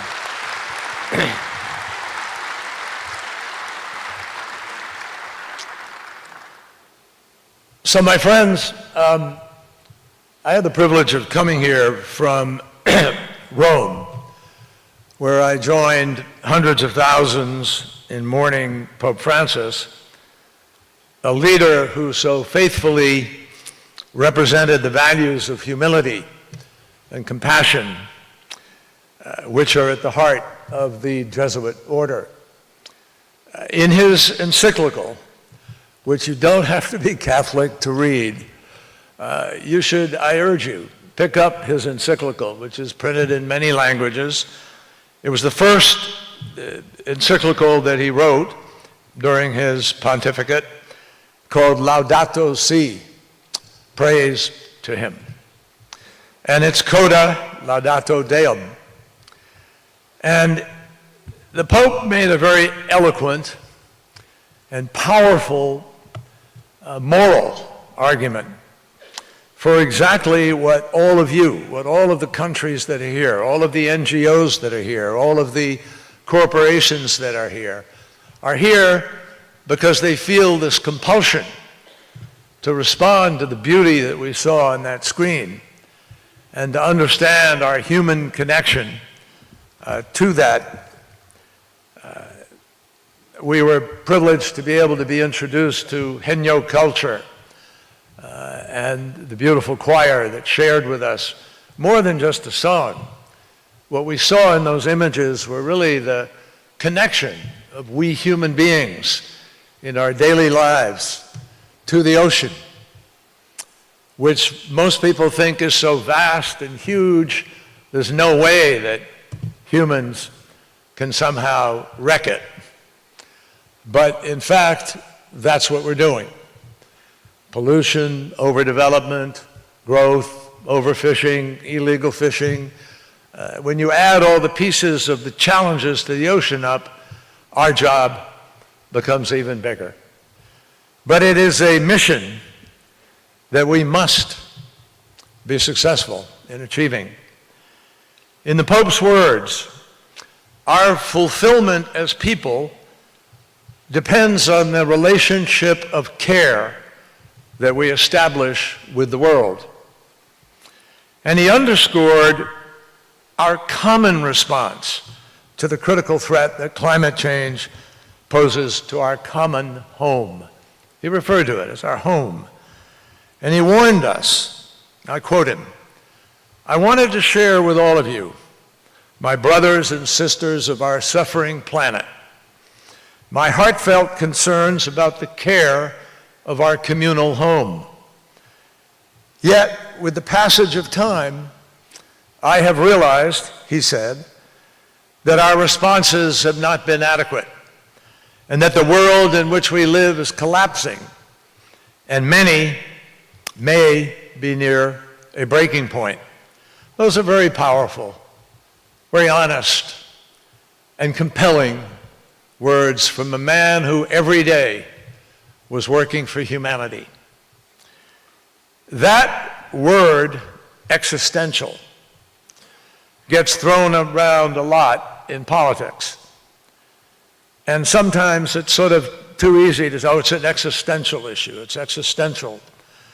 You have to really stop for a moment to connect yourself to the degree to which it is literal. Ocean waters are the source of life on the planet. The majority of the oxygen we breathe comes from the ocean. And the relationship between the ocean and climate change is as clear as could be, according to all the science. El Nino, El Niña, the different currents, which have now been affected by the warming. Why? Because 90% of the warming of the planet goes into the ocean. And that heating of the ocean sends more moisture into the atmosphere, which then travels around the world and falls on communities, on farms, on food, on people, with flooding and massive cloudbursts that we've never seen before, and which will grow worse if we don't respond. We don't need to travel light years to Mars or somewhere else to evaluate and understand how profoundly powerful the life force of the ocean and water is. We know it from this air that we breathe. We know it from the protein that sustains whole nations and peoples. And we know it from the ways of life that have supported civilizations for thousands of years. It's part of who we are. And every day now, even as we peer towards the heavens in the spirit of discovery, the work to save our ocean from man-made catastrophe is perhaps the greatest challenge to life on this planet itself. Now, I'm proud that in this 10th Congress, despite all the challenges of the world, all of you and people who aren't here are working incredibly hard to make good on the moral, political, scientific, and economic obligation that comes out of this crisis. I find it really exciting that at the 10th conference, it is our first moment where we hear a report from World Resources Institute, which is the secretariat that is now helping to shape our choices and our actions as we continue to come together to deal with this challenge. I think the biggest contribution that World WRI is making is the word accountability. We can't just go to conferences and make a pledge and walk away and say, well, we've done our part. We have to make sure that these pledges are implemented, because these pledges are more than just words on the paper. They are a response to the moral crisis that we face as human beings, with responsibilities, not just to ourselves, but to our children, our grandchildren, future generations. So year in and year out, WRI is going to continue to track what people are doing to match what they've said they're going to do. I want to remind you, I had the privilege of leading our negotiations for the U.S. in Paris, in Glasgow, in Sharm el-Sheikh, in Dubai. And I can tell you that people came together committed to get things done in order to live up to that responsibility that I just defined. And they all agreed with one thing, or several things. If we did if we fulfill all of the promises that we made in each of those places, the International Energy Agency tells us we would hold the Earth's temperature increase to 1.7 degrees. You know what that says? That says we can win this fight. We can be successful if we will just do what we said we're going to do. That's the importance of this conference. It's the importance of the accountability that the World Resources Institute is going to put on this. So over 10 conferences, stop and think about it. It's not just a number. 2,600 commitments have been made. Those are great, they're incredible, they're important, they're vital. And I compare it to the first conference we held in Washington in 2014, when we came up with 30 initial commitments and 1.8 billion that was pledged at the State Department in Washington, D.C. So now, from that inaugural conference, which in 2014 there were 464 commitments, 11.6 billion at the end of 24 in our meeting in Greece. But now more than 250 new commitments right here in Busan. So, my friends, 2/3, think about this, 2/3 of the commitments that have been made everywhere, all through those 10 years, are at either fully completed or being completed. It is not a small thing that 80-some% of what people have said they're going to do, they're working to do here. Now we have to grow it and make it even larger. And I think all of us should celebrate the fact that our friends from Korea, who have been extraordinary in trying to make real this connection between the promise and the actions, have committed to a green shipping port with a port and logistics value of $3.4 billion, which is, I think actually I got the number wrong. I think it's more money than that. But join me in expressing our gratitude to the government of Korea for really stepping up and being serious about this. So here's what they are, backed up by money.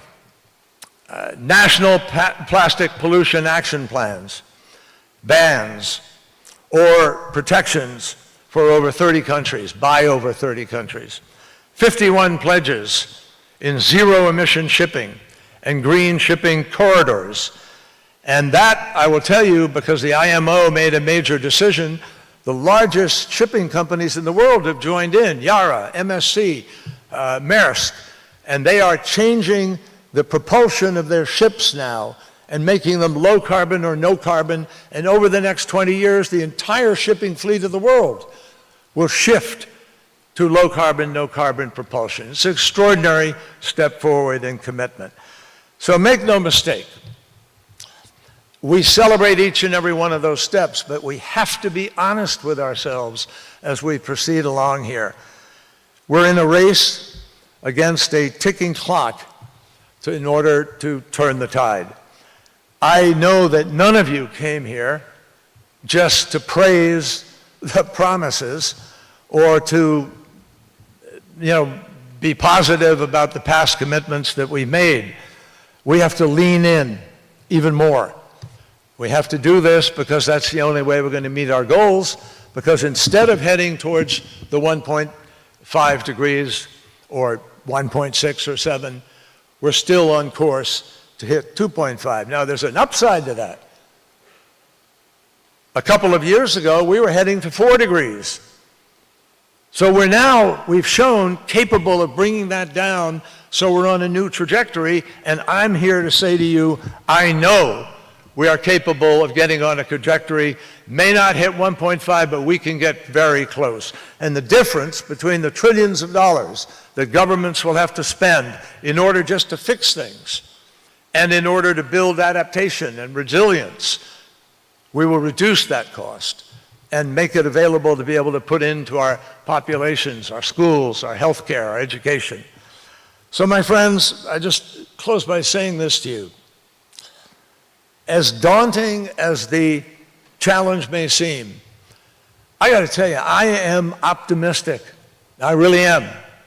I'm not saying that just for the sake of balancing the realities of how difficult this road is. I'm saying that because it's very clear to me that we can win this battle. And what excites me right now is what's happening on a global basis.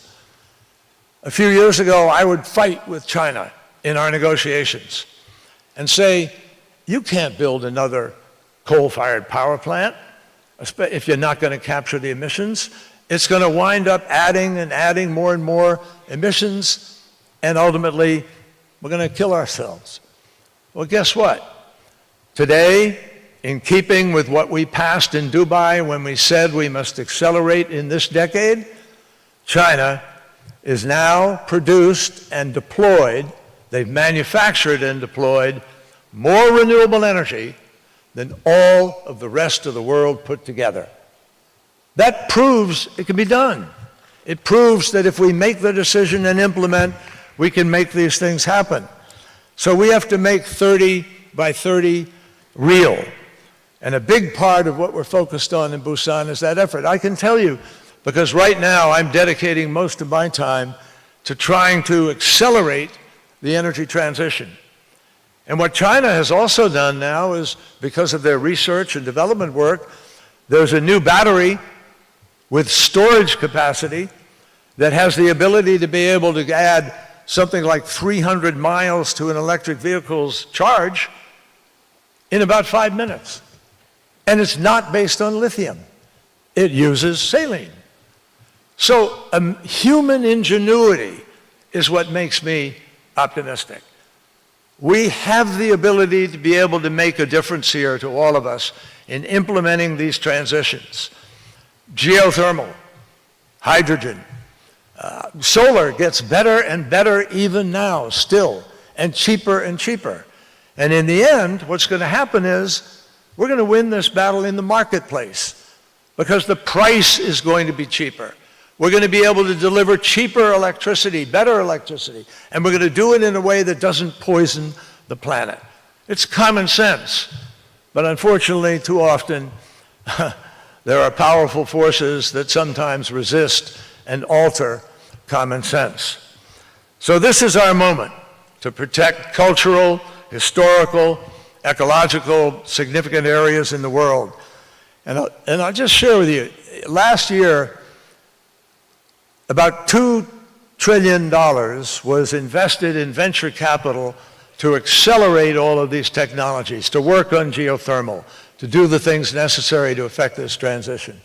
And the fact is that for the first time in human history, only $1 trillion went in the other direction to fossil fuel. Now, I'm not saying fossil fuel doesn't have a role to play here. We're going to use gas for some years to come, and we're going to continue to work to capture the emissions. And if we can capture the emissions, more power to us. But we cannot pretend any longer. You all are familiar with tipping points, the tipping points of the Arctic, or the tipping points of coral reefs, or the tipping points of the ocean currents, or the tipping points of the Antarctic. They're all threatening. But we're at a different tipping point right now. We're at a tipping point that challenges us as human beings to respond to facts, to science. None of what we are proposing or talking about for the future is based on ideology or politics, liberal, conservative, Republican, Democrat in my country, whatever the denomination is in your country. It's not based on that. It's based on science, on mathematics, on physics, and some biology and chemistry. 2 + 2 is still 4. But some people are trying to make you believe that it's 5 or 6 or something less. So, my friends, that's a tipping point. And we have to respond to this tipping point with the right ambition, with the right policies, with the right partnerships. We can shape the course of the future. It's in our hands as human beings.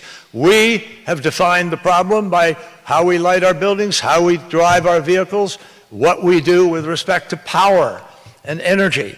And if we get smart and use much of what God has given us in solar and wind and other ways, and use AI to help us do it in the most effective and efficient ways, we are going to own the future, and we're going to be able to give it to our children and our grandchildren with a sense of having done the right thing. That's what it's all about. Thank you.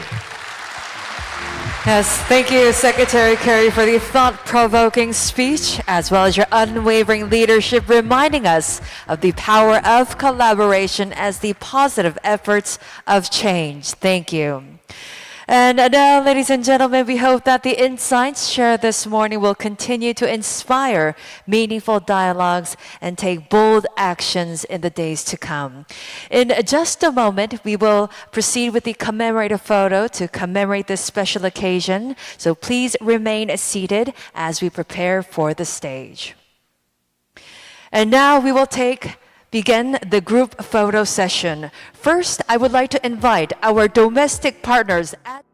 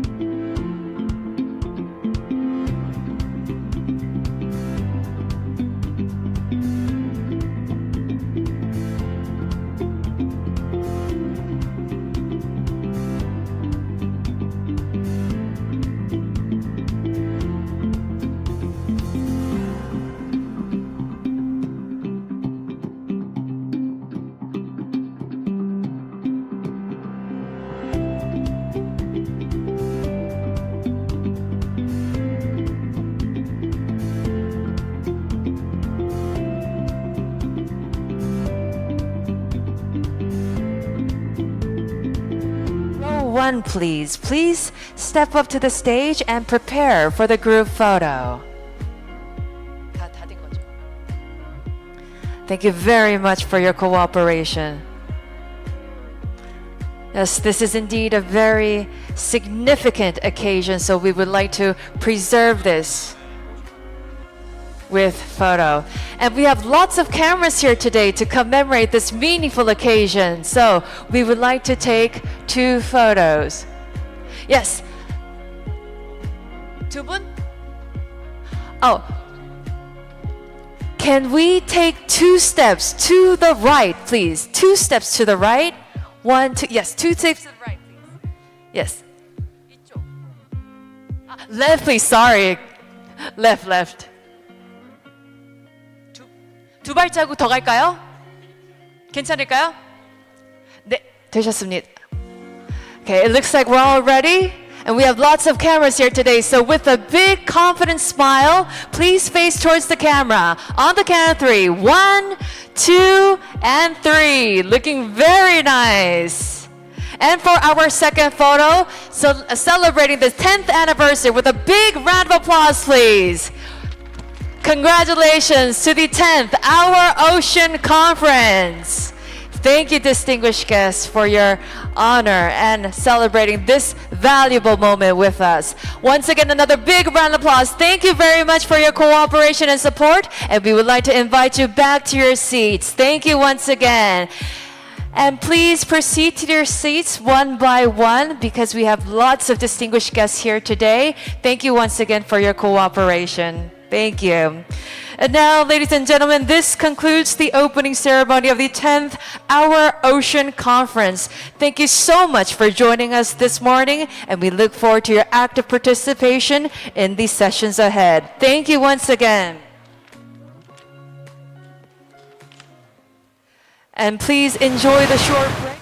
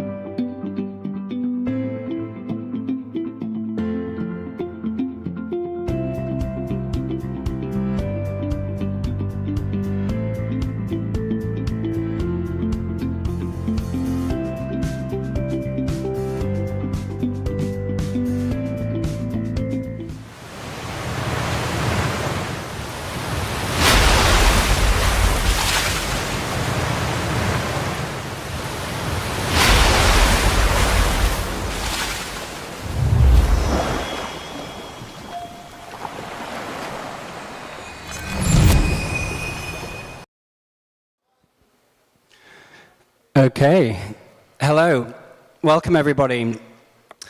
I'd like to welcome everyone to the Marine Protected Area plenary session on actions for 30 by 30. And I'd like to thank the Government of Korea for hosting us here. It's a great honor to be on the stage today. So my name is Johnny Briggs. I am the director of Pew Ocean Legacy, which is a partnership between the Pew Trust and Donna Bertarelli Philanthropy.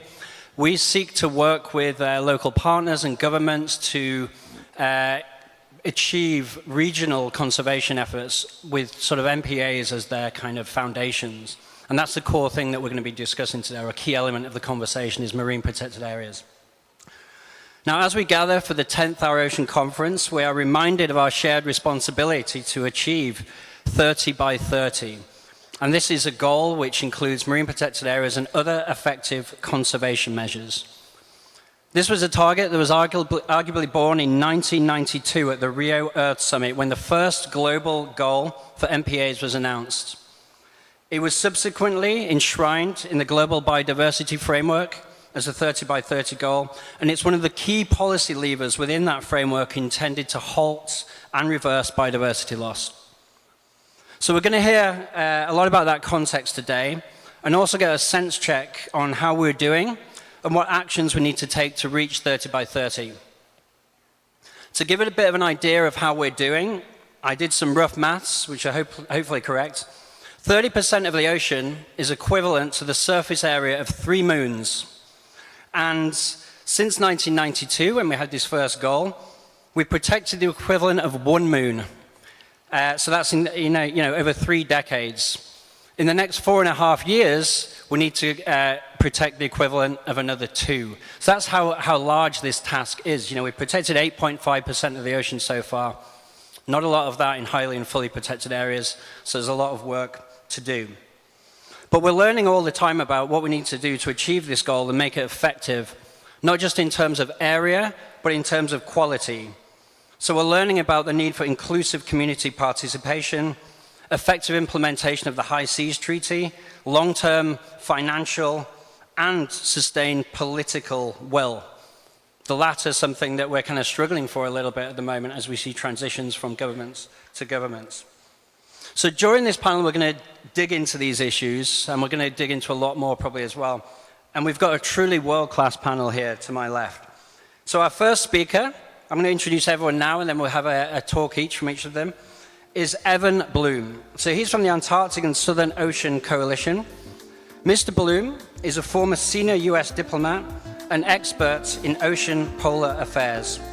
He served at the State Department for nearly 30 years and led US Antarctic and Arctic policy.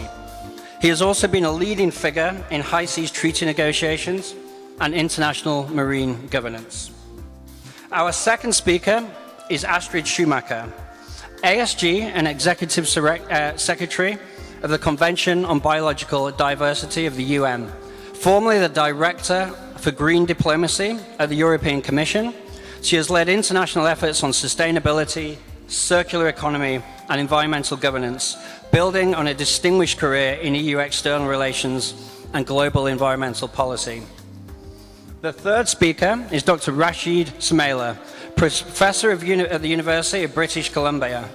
Rashid was named among the 100 most influential Africans in 2023, and he just told me he's been given the Coronation Medal by the English King, King Charles. What a legend. Rashid is an expert in oceans and fisheries economics. His recognized work addresses marine protected areas, ocean sustainability, combining bioeconomics with policy to promote equitable and sustainable management of marine resources. Fourth along the line here, we have His Excellency, Mr. Arnoldo Andre Tinoco, Minister of Foreign Affairs and Worship for the Republic of Costa Rica. Minister Tinoco has been actively engaged in international diplomacy to advance environmental protection and ocean sustainability. In addition, he's an expert in international law. He has contributed significantly to shaping Costa Rica's leadership on global cooperation and marine conservation. And last but certainly not least is Mr. Solomon Pili Kahu'ahalahala. Fortunately, he's affectionately known as Uncle Sol, and he's a lifelong advocate for marine conservation from the native Hawaiian community. He serves as a powerful voice for efforts to protect both ocean ecosystems and cultural heritage. Uncle Sol has led numerous marine initiatives in Hawaii and beyond, bridging traditional knowledge and modern conservation efforts. So now we're going to go to the speakers, and it's 5 minutes each, but we'll see how that goes. First, I'd like to invite Evan Bloom. So Evan's going to take us on a journey through the landmark BBNJ Treaty, the ratification and implementation of which is crucial to reaching 30 by 30. But then he's going to take us to the poles. We're going to go to Antarctica and learn about how CAMLR has engaged in marine protection, and then to the Arctic. And we're going to hear about intensified efforts by Arctic states and indigenous groups via the Arctic Council. Okay, over to you, Evan. Johnny, thank you very much indeed. And I want to thank the Republic of Korea for inviting me to be on this panel today. It's really wonderful to be in Busan. So I have very little time to cover some very big topics, so I'll get on with it. Marine protected areas are at the cutting edge of ocean policy, and it's great that this conference is beginning with that topic. So as you all know, the Kunming-Montreal Global Biodiversity Framework provides a global commitment to protect 30% of the global ocean by 2030, and fundamentally this involves a commitment to MPAs. To achieve 30 by 30, we need to move from statements to action. The international community's commitment to MPAs is demonstrated by the key milestone achievement of the High Seas Biodiversity Beyond National Jurisdiction treaty agreed to at the UN in 2023. The treaty applies only to areas beyond national jurisdiction, that is, high seas areas beyond exclusive economic zones. I was the head of the US delegation for the treaty negotiations for 5 years and got to appreciate the significance of what was one of the most important oceans treaty negotiations in decades. Now, to bring the treaty into force, 60 ratifications are needed, and we now have 21, thus the 39 to go. And this may be achieved soon, perhaps as soon as the UN Ocean Conference in Nice.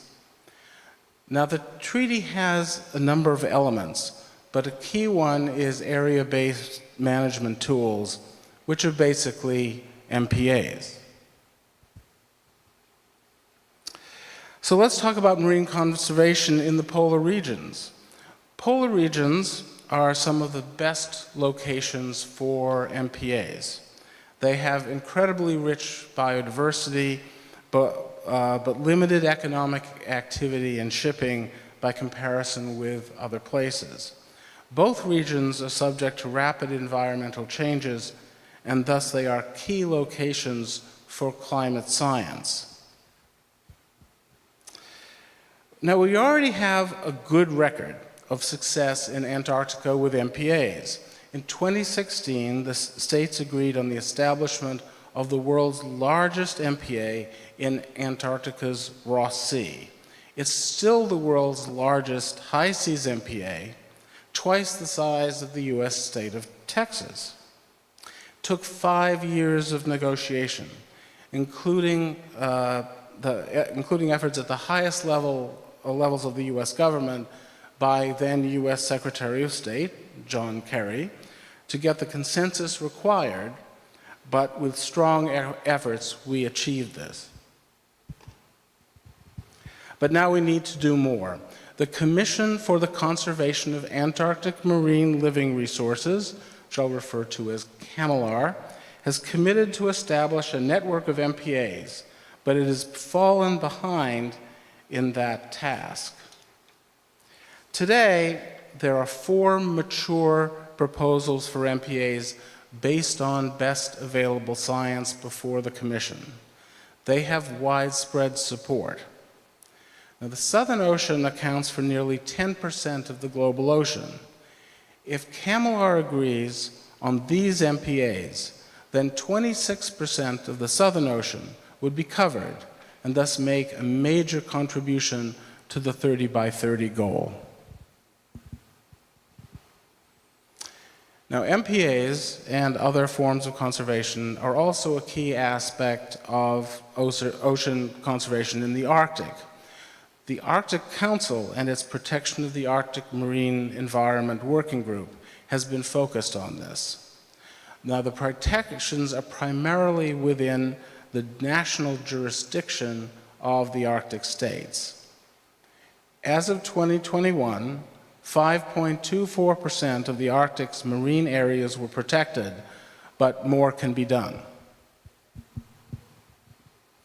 So polar regions, especially in Antarctica, are key to achieving 30% protection and management goals.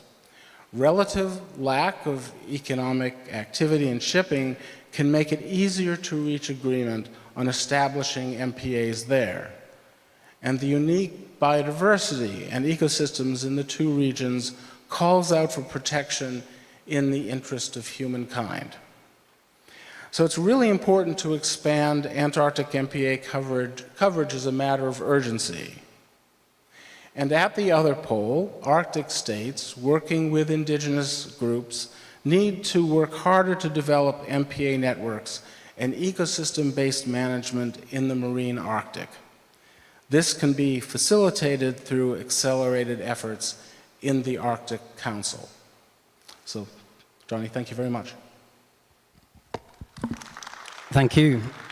I appreciate that whole books have been written on what we asked you to cover in 5 minutes there, so it's not easy. Now, Astrid, I'd like you to share your perspective, please, on international cooperation and scientific guidelines for achieving this 30 by 30 target. Explicitly, we're going to hear now about the Global Biodiversity Framework, highlighting the status of MPAs and exploring how that target 3, interrelates and reinforces other goals embedded in the framework. Thank you. Yeah, thank you so much. It's a pleasure to be here. And as you said, this is one of the targets of our Global Biodiversity Framework. And that means the world has committed to achieving 30% of ocean protection by 2030. And that is a very ambitious commitment because, as we know, we have far to go. But the story I want to tell really is a story of opportunity, of acceleration, of integration and inclusivity, and of accountability. And if I unpack that a little bit, first of all, let's be aware, when we speak about marine protected areas, we're not just speaking about a biologist's dream. These are concrete economic opportunities that present themselves. MPAs deliver enormous benefits that can help the world address the triple planetary crisis. Yes, it is about giving biodiversity a chance to recover and to adapt to broader ecological pressures, but it is also about the recovery of fish stocks, and it is about providing economic opportunity for tourism and many other things. So the benefits MPAs generate go well beyond the 30%. They have proven an important tool in conservation, but also for enabling sustainable economic growth. The second point is one that's more difficult to swallow. Yes, there's a lot of opportunity, but it's not yet being seized. So we're at 8.5% of global oceans being protected. But in addition, we have to ask ourselves, and governments have to ask themselves, are they actually looking in the right direction? So are we looking at MPAs in the right areas? Why are they being established? And how can the goals of the MPAs be best achieved? And that then means that we need to move away from something that some scientists call paper parks. So we need to look at MPAs that are actually ecologically representative and that are as well connected as possible. The Global Biodiversity Framework and the work done in the CBD offers good guidance there. We have at COP16 in Cali last year adopted an important decision on EPSAs, on ecologically and biologically significant areas, and they can guide governments in their efforts where to put these MPAs. The third point is also really important, participation and inclusion. This is a hallmark of the Global Biodiversity Framework, and it is particularly relevant for MPAs. So these MPAs must not be a kind of fortress, where people feel disenfranchised or excluded. they have to be established in an inclusive societal process. We call that whole of society push in our UN jargon. The fourth point I want to make, and so looking at the clock here, each and every protected area must have clear and measurable objectives that speak both to the nuance and the specificity of the ecosystems they protect. And if we have these objectives, they need to be monitored, they need to be enforced, there needs to be a compliance process. So this is the idea of accountability that is very important as well. And that was my fourth point. And coming to my fifth point, it's the point of integration. So it's easy to talk about MPAs as if they were somewhere out in space. We pick one here, we pick one there. MPAs need to be part of a broader set of policies. And again, that's why it is so important that they're embedded in the global biodiversity framework, because the GBF means you look at protection, you look at spatial planning, but you also look at sustainable use of ecosystems, including the ocean. So when we talk and when governments sit together and say, how can we now determine where MPAs are should be put, what they need to think of is the wider spatial planning and the wider sectoral policies, so that the MPAs that are put in place are not actually leading to displacement effects. So with these 5 ideas, I think we can move forward, and I want to echo what John Kerry said. We need to be optimistic. There is tremendous opportunity. There is a vast amount of knowledge out there that will allow us to move forward, and there is a policy framework in the shape of the Kunming-Montreal Global Biodiversity Framework, hopefully soon also with the BBNJ coming hot on the heels and allowing us to broaden this debate even further. So with all of that, I would also want to say, and in conclusion, we would not be where we are today without the Republic of Korea, with its generous support for the work of the Convention on Biological Diversity, in particular the Sustainable Ocean Initiative, and we're grateful that yesterday we could sign a memorandum of understanding to extend this work. And of course, Korea has brought us all together here. And I think all of us working on the ocean, we know the ocean connects us, but we need to connect ourselves as we move forward and determine where to put MPAs and how we achieve this massive acceleration that we have to achieve. Thank you. Thank you so much. Now, next up, I'm going to invite Rashid to discuss the economics of marine protected areas. You're going to first address, I believe, the general and commonly recognized advantages, but then we're going to look at lesser-known hidden benefits, such as the role MPAs might play in blue economies, for example. Finally, and excitingly, he's going to propose strategic placement of MPAs in the BBNJ to maximize economic and ecological co-benefits. Thank you. Yeah, thank you very much. Thanks to everybody. There's no time to do long thank yous, so that's all I have to say. With thank yous. The first thing is definition, and I know you all know what MPAs are, but the reason I put this is the stress is on protecting biodiversity. And some of you say, what has an economist got to do with protecting biodiversity? This is because without the biodiversity, all that we do with the ocean is gone. Think about fish. Without fish, there will be no fishes, no fish dollars, and no jobs. That's the first point. My second point is that when you look at the benefits we get, there are some direct benefits, like fisheries benefits, and there are some that are not direct, like carbon sequestration. We have to think in terms of portfolio. We have to look at everything. Every economist will tell you have to be comprehensive in order to really capture the value of MPAs in terms of economics to people. So we've got to think like portfolio managers here. Now, the next thing is about what? About thinking about, it's quite far actually. I don't see what that is. Yeah. So this point I want to make is about the returns on investment. There are some ministers here, leaders here. You have to convince your government and your population. The thing is, MPAs are good business. There are reports that have shown multiple benefits if you look comprehensively, okay? And that is important to know. 1 to 5, you put in $1, you get $5 in one estimate. So it's good economics. This is one of the slides I want us to spend a bit of time on.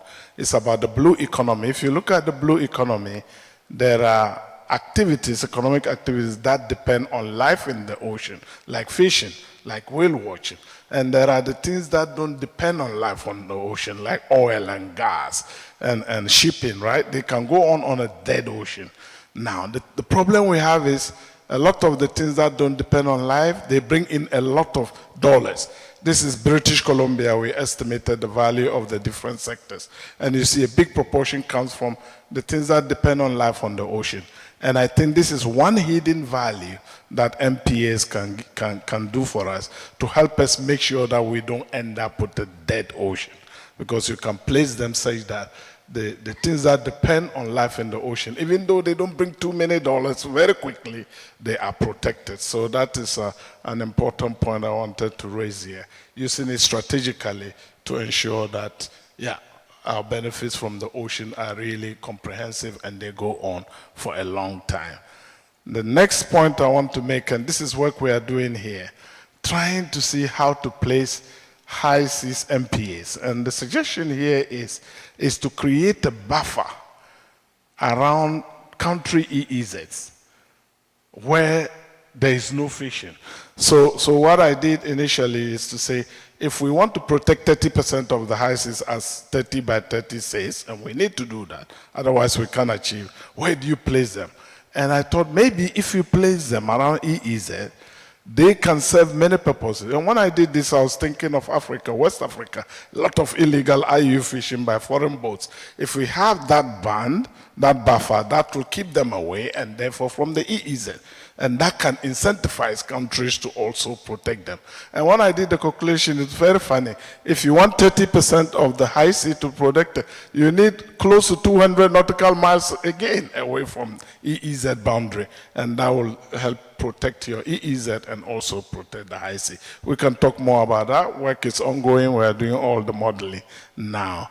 All right, then I get to my last slide actually is this one. And the point I'm making is that investing in spending on MPAs is an investment. It's an insurance, buying insurance for your system and for all those who depend on the livelihoods depend on. Think about the developing world. I mean, most of the small-scale fishers are in the developing world, supporting people, livelihood, many people. We need to keep it going. And by having MPAs, you buy insurance to protect that.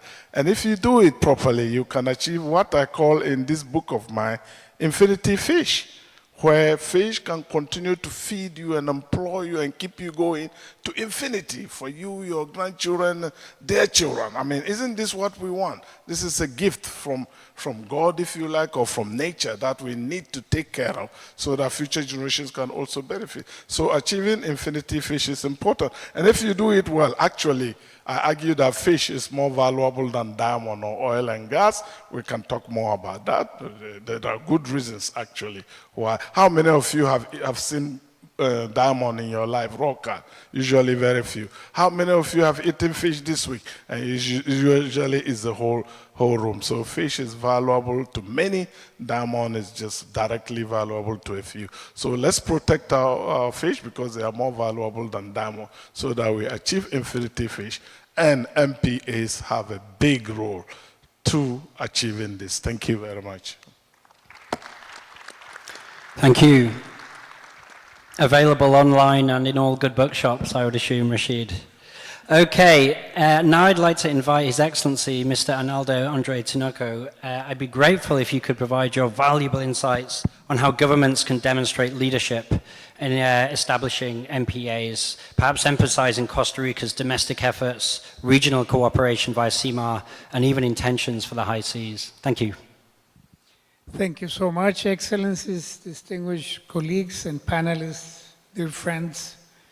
It is an honor to take part of this important dialogue on marine protected areas, which are vital pillars in our shared efforts to conserve the ocean and promote sustainable development. For Costa Rica, a country that is 92% ocean and only 8% land, MPAs are not only about preserving ecosystems, they are about shaping a future where biodiversity, climate resilience, and human well-being coexist. These protected areas safeguard species, bolster ecosystems' resilience in the face of climate change, and ensure the sustainability of coastal communities whose livelihoods depend on healthy marine resources. Costa Rica's commitment to the 30 by 30 goal target is not symbolic, it is transformational. In 2021, the expansion of Cocos Island National Park and the creation of the Bicentennial Marine Management Area increased our marine protected area from 11,000 square kilometers to 171,000 square kilometers, a nearly 14-fold expansion. This landmark achievement enabled us to meet Target 3 of the Kunming-Montreal Global Biodiversity Framework, protecting 30% of our ocean waters. Since then, we have focused our strengthening these areas through the development of robust management tools. With the support of strategic partners, Costa Rica has adopted a new general management plan for Cocos Island and is finalizing key plans for the Bicentennial Marine Area.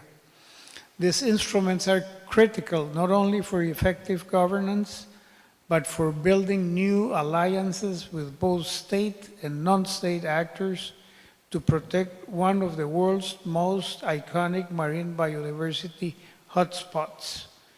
The Bicentennial Marine Area is a model of sustainable use, balancing conservation with economic opportunity through sustainable fisheries, tourism, and scientific research. MPAs like these are essential engines of the blue economy, contributing to national prosperity while preserving natural capital. However, to fulfill the promise of 30 by 30 globally, we must act collectively.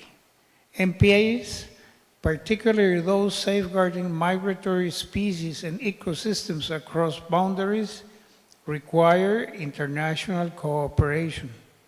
Reaching 30% protection is not just about meeting a target. It's about securing the ocean's future and with it, our own. That is why we believe in the importance of multilateralism and robust global governance standards. The BBNJ agreement is a milestone in this regard. By addressing legal gaps and providing frameworks for marine protected areas and other area-based tools beyond national jurisdiction, it enables the international community to move forward with ambition and equity. We must remember the high seas include not only the water column, but also the seabed, currently under growing pressure from deep sea mining. Costa Rica calls for strong environmental safeguards in this domain, in line with our conviction that these resources are the common heritage of humankind. We also emphasize the need to build coherence across global processes, linking ocean protection with climate action, the Global Plastics Treaty, and seabed governance. The ocean connects us all, so must our strategies. As co-host of the third United Nations Ocean Conference and as a blue-hearted country, Costa Rica encourages all stakeholders to join us in this shared endeavor. Let us strengthen our ocean governance and accelerate the creation of effective marine protected areas. Thank you so much. Thank you. Now, last but not least, in this first round of presentations, we've got Uncle Sol. So Uncle Sol, who's traveled from Hawaii, is going to share his perspective on MPAs and introduce indigenous cultural perspectives supporting the establishment of these areas and highlighting how traditional knowledge rooted in genealogical creation stories of Oceania and Hawaii can play a key role. We're also, I think, going to discuss some of that context in terms of the ISA and BBNJ. Uncle Sol, over to you. Aloha kako. I would like to begin by, first of all, acknowledging and thanking the indigenous people of these beautiful islands and land. I will also note that my grandfather originally comes from Korea and went to Hawaii in 1901. So I'm part of this heritage of Korea as well. So aloha kako. I would like to talk about the connection I think that we have as indigenous people in these important global times that are looking at the treaty that's just been passed of the biodiversity beyond national jurisdictions, but also some of the important issues that are being discussed at the International Seabed Authority. By that, I would like to begin by opening with a chant. And I would like to say that this chant is the Kumulipo. It is Hawaii's Mo'oku au Hau, or Hawaii's genealogy chant. And in the very beginning lines, if I can chant that for you, it says, Hanau Kumulipo ikapo he kane, Hanau po ele ikapo he wahine, Hanau ka ukuko ako ahe ko ako apuka. These beginning lines in the chant talk about the place of our creation, and it says in the deepest depths of the ocean where it is dark and there's no light, there is an energy that's created that's called kumulipo, and paired with po'ele, they create the energy that's going to incite the vali, or the genetic matter that is at the very depths of the ocean. And from that will emerge the first living creature in our genealogy, which is the ukuko'ako'a. And that, for us, is the coral polyp.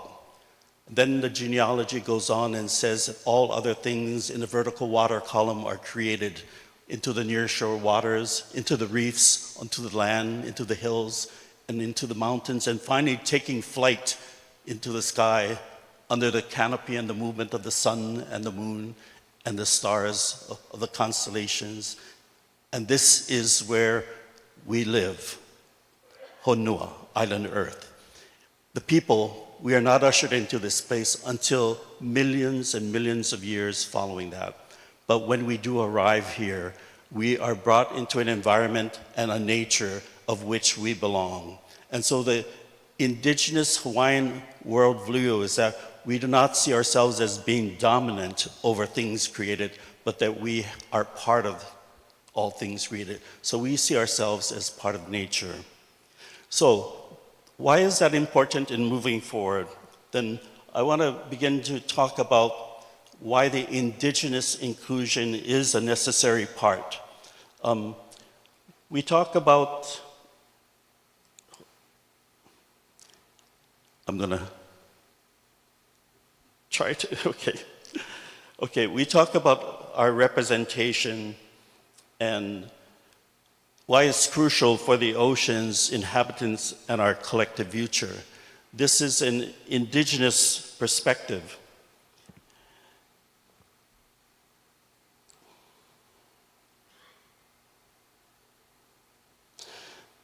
The indigenous peoples have consistently demonstrated self-determination and do not require the representation of other nations. After all, we have been the people who have inhabited Oceania for thousands and thousands of years. So that comes not with only becoming familiar with place, but it comes with knowledge and experience of place.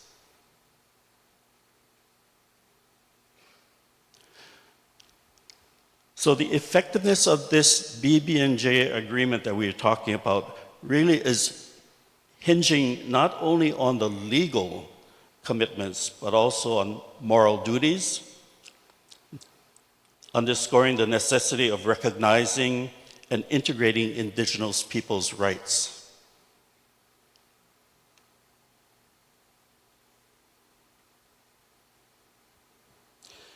It is important to acknowledge that the ocean represents a collective heritage, and its preservation depends on the knowledge of those who have historically attended to it. So in moving forward, we must be mindful of that relationship that indigenous people bring to the table. It is also essential to highlight justice and acknowledge historical importance and incorporate the perspectives of those who have lived in harmony with the ocean long before contemporary governance systems. So here we are in these times looking at contemporary rules and regulations or governance. We need to now make space for what preceded this kind of governance, and that is an indigenous world perspective of governance.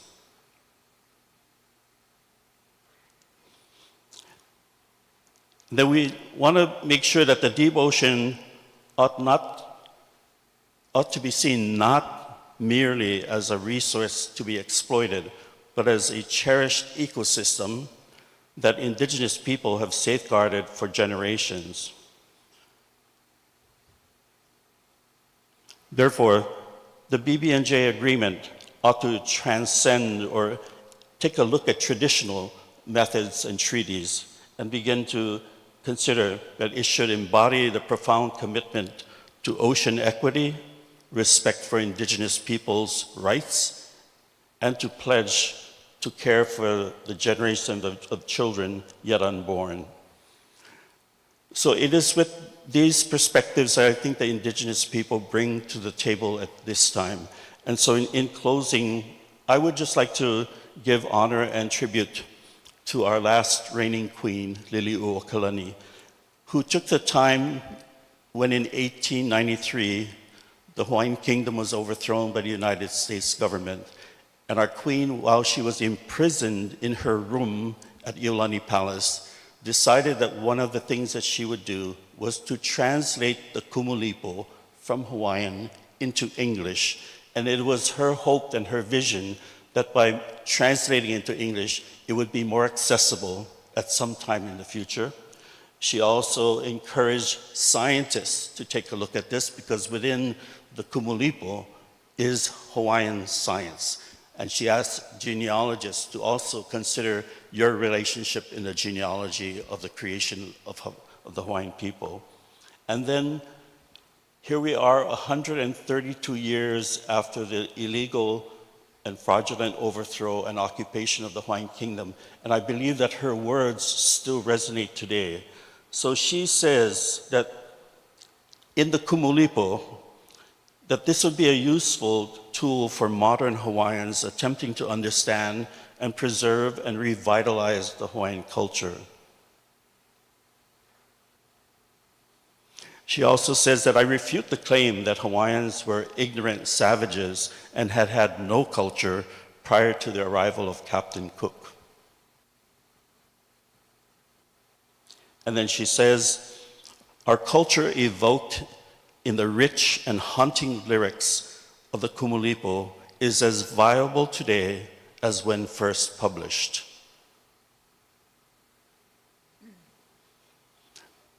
Lastly, she says, we speak not only of affection for past times and peoples, but of respect and understanding for them. And as we try to understand the things we have valued and still value in Hawaii, we create a moral vision of what we would like a future Hawaii to be. And so, e ho'omau ia kako, she says, let us be united and perpetuate that vision moving forward together.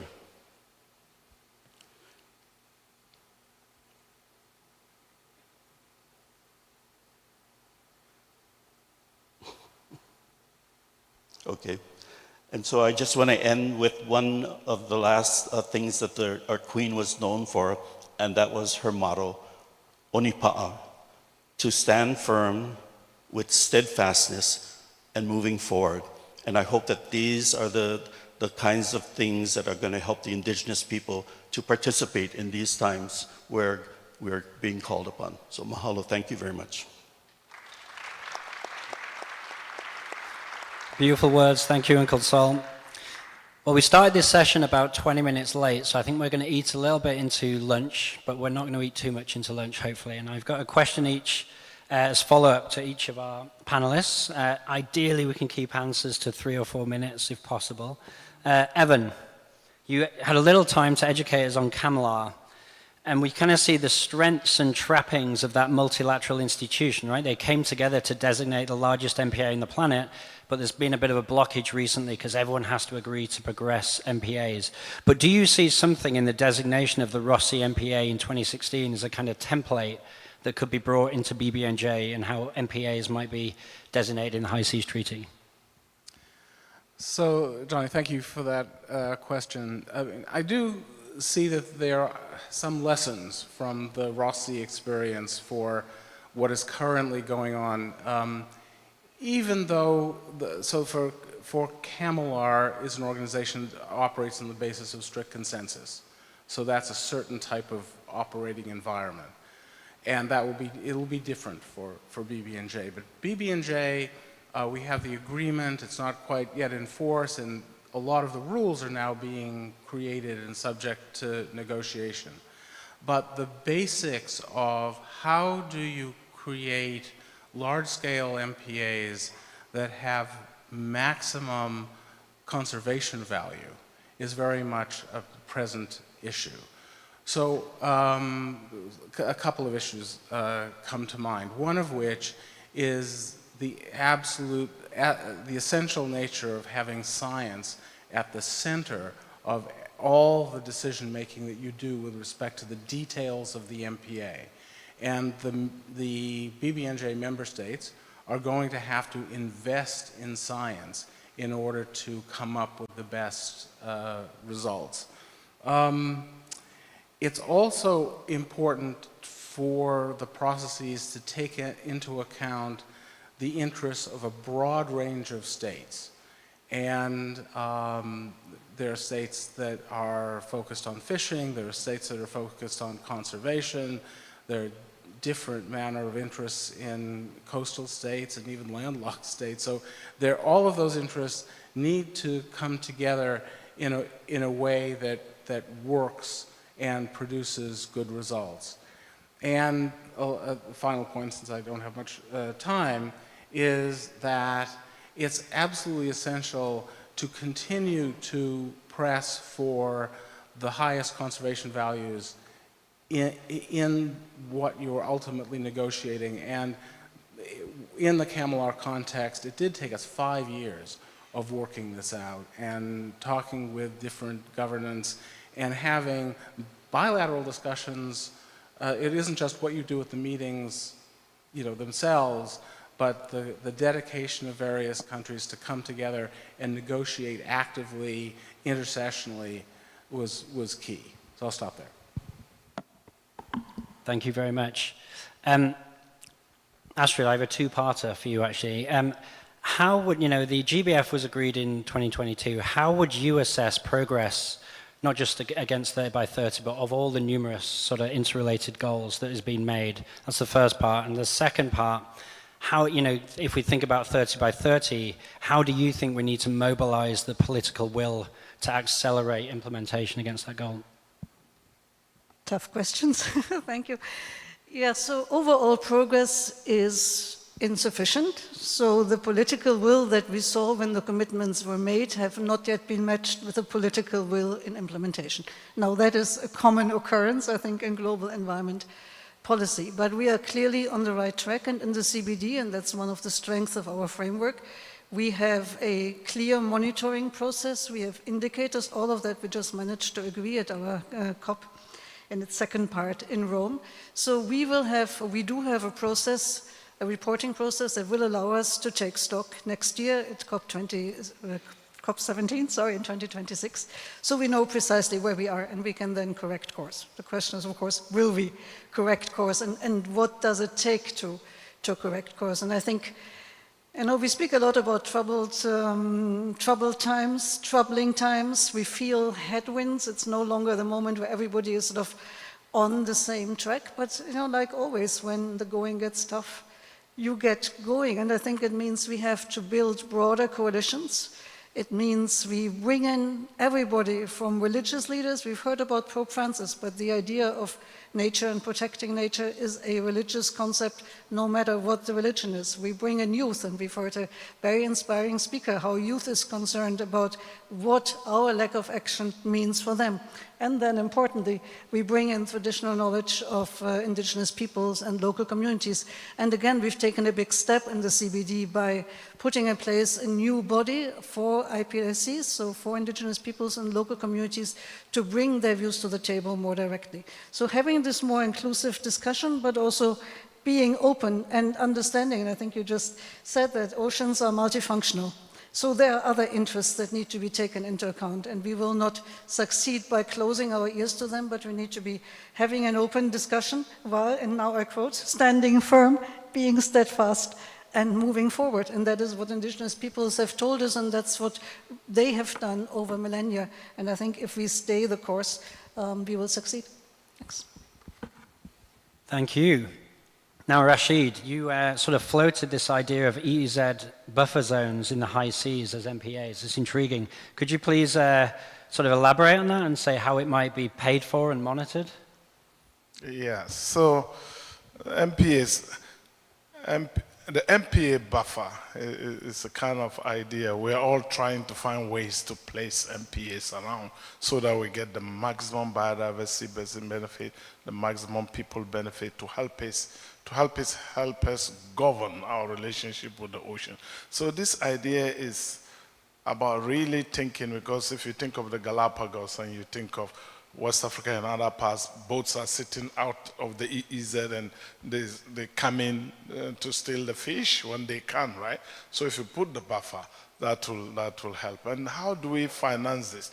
I think the key thing is nations then have an interest to try to control and monitor what is going by their EEZ, because they get the benefit of that.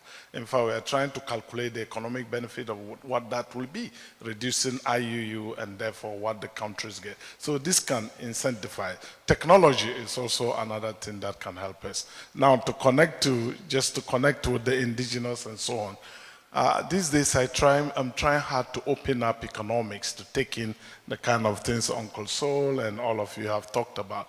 And what I do is to tell them about what my own grandfather used to tell us when we were young playing soccer, which I didn't understand until now.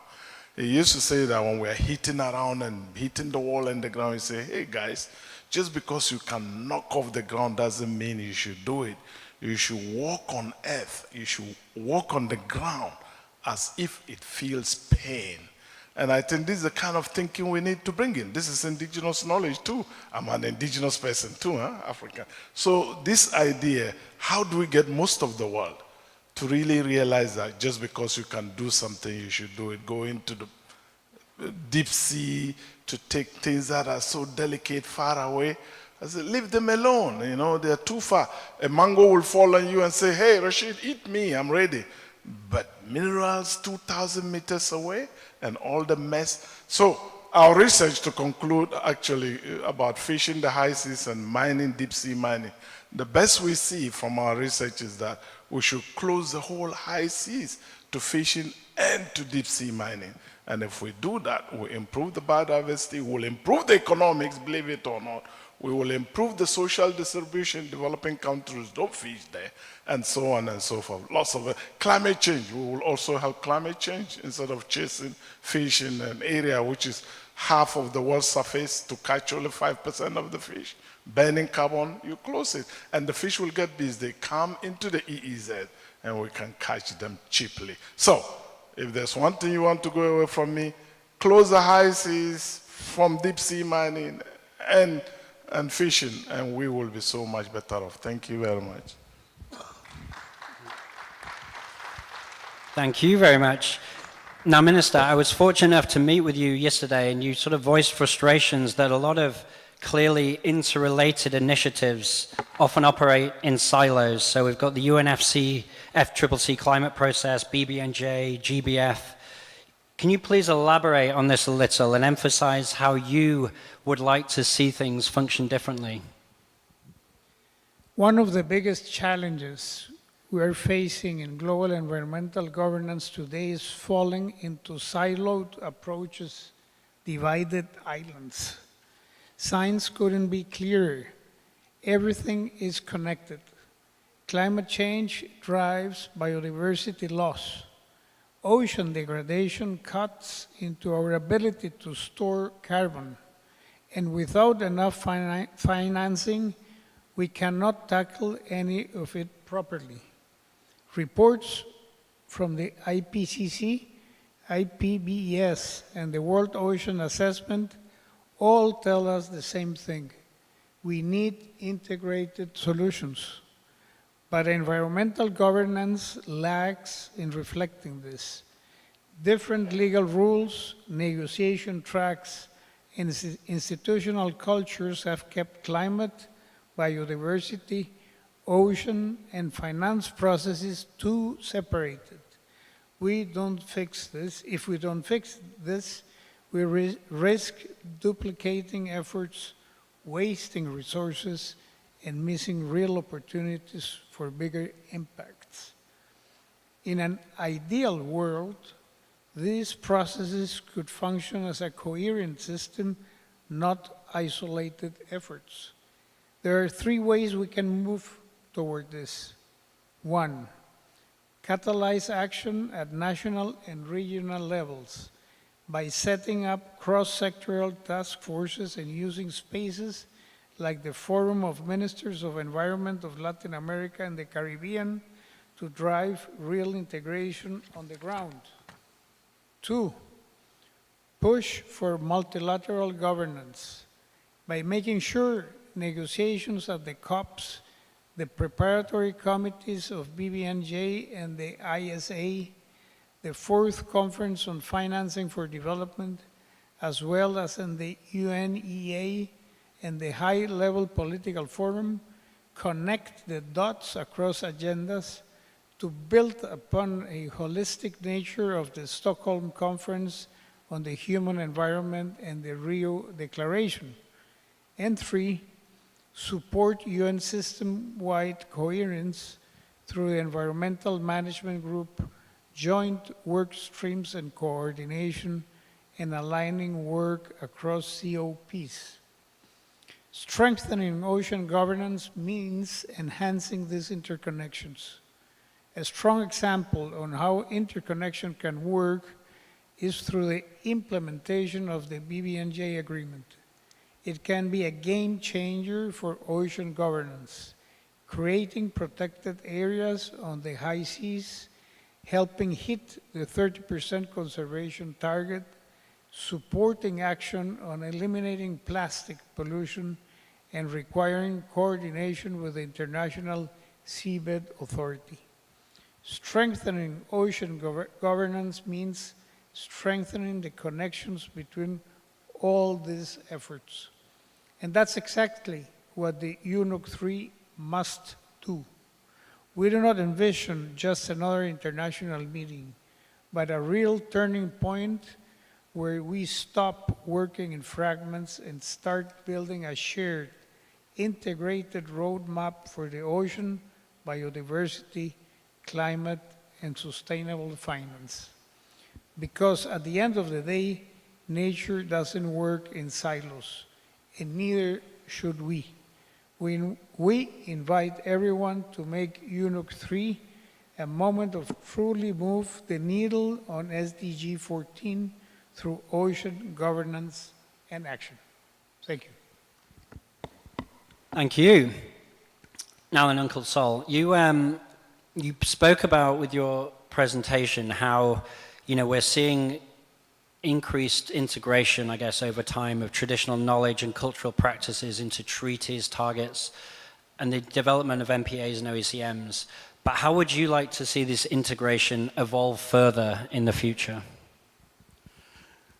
So let me just begin by saying that 3 years ago, we attended the International Seabed Authority for the very first time as Indigenous Hawaiians. And what we found at the International Seabed Authority, which is given the responsibility to create management and rules and regulations for the seabed.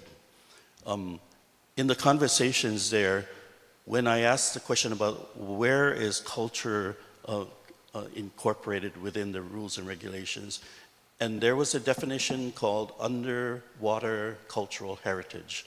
But when you look at that definition, it says that these are artifacts that are found under the water.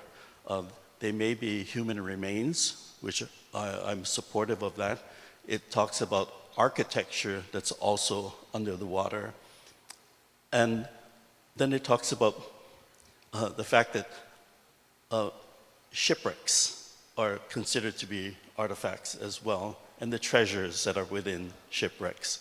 When I asked the question about where does it incorporate the cultural perspective that comes from our Hawaiian genealogy about the place of creation, there was silence.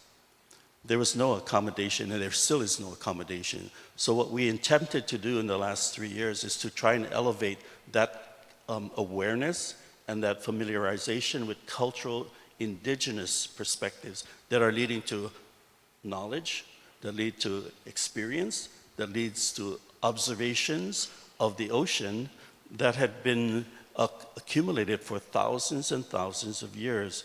Would it not be appropriate now to include that perspective in making rules and regulations? So we are on that path right now, and we're hoping that the result of these rules and regulations are going to be an incorporation. But now we have another layer that's called the BBNJ agreement. This one, I think, leads us almost in the same direction, where we're now talking about not the seabed, but we're talking about the high seas and the oceans beyond the jurisdictions. What becomes really interesting is that we think that jurisdictions are supposed to be protected areas within the parameters of governments. In the indigenous perspective, one of the things that helps us to have this conversation, first of all, is to begin erasing those lines. We have divided the one ocean, it's called the Pacific, into 3 sections: Polynesia, Melanesia, Micronesia.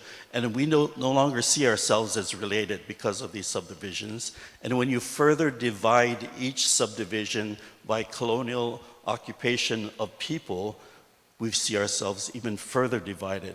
But one of the conversations that has been really helpful in moving in this direction in this new time is to, first of all, erase the lines so we can have a conversation of indigenous voices throughout Oceania. And that has been something that's been very supportive across Oceania. The second is to acknowledge that we are also the people who are connected to each other by the vaka, by the canoe, the va'a. And that had it not been for this vessel, we would not be the people to currently inhabit the largest ocean on the planet. And with that, we like to consider using the paradigm of the vaka, is that we are expected to be participants in this time of climate change. So can we envision that we are putting a voyage together, and that on this voyage is going to require us to be provisioned with the best of knowledge, the best of experiences, the best of observations for all time to be on this voyage. And that our vision is to not only take this voyage, but to make sure that the results coming out of decisions like the BBNJ agreement are going to now acknowledge for the first time the integration of indigenous knowledge, experience, and observations to become not just stakeholders, but to now become the decision makers moving forward. Because after all, the ocean is our home. And so who best should be at the table to make some of these decisions than the indigenous peoples and their perspective? So I'm there to help advocate those kinds of positions in the current decisions that are being made as we speak. Yeah. Thank you very much. Yeah, beautiful words. So I have one final question, and by the way, after we wrap up this, we're going to have some commitment presentations, so don't run off anywhere straight away. This final question I'm going to throw out there, hopefully one person will answer it, let's see, right? So we've got 4.5 years to go to 2030, and that can pass at the blink of an eye. So knowing what we know now about progress being made towards 30 by 30, and the learnings tied to effective implementation, what do you think should follow to 2040 and beyond? For example, should the target be maintained? Should it be expanded further? Or should we fundamentally reconsider how we try to stimulate and even measure effective marine conservation at scale? So who wants to take us home?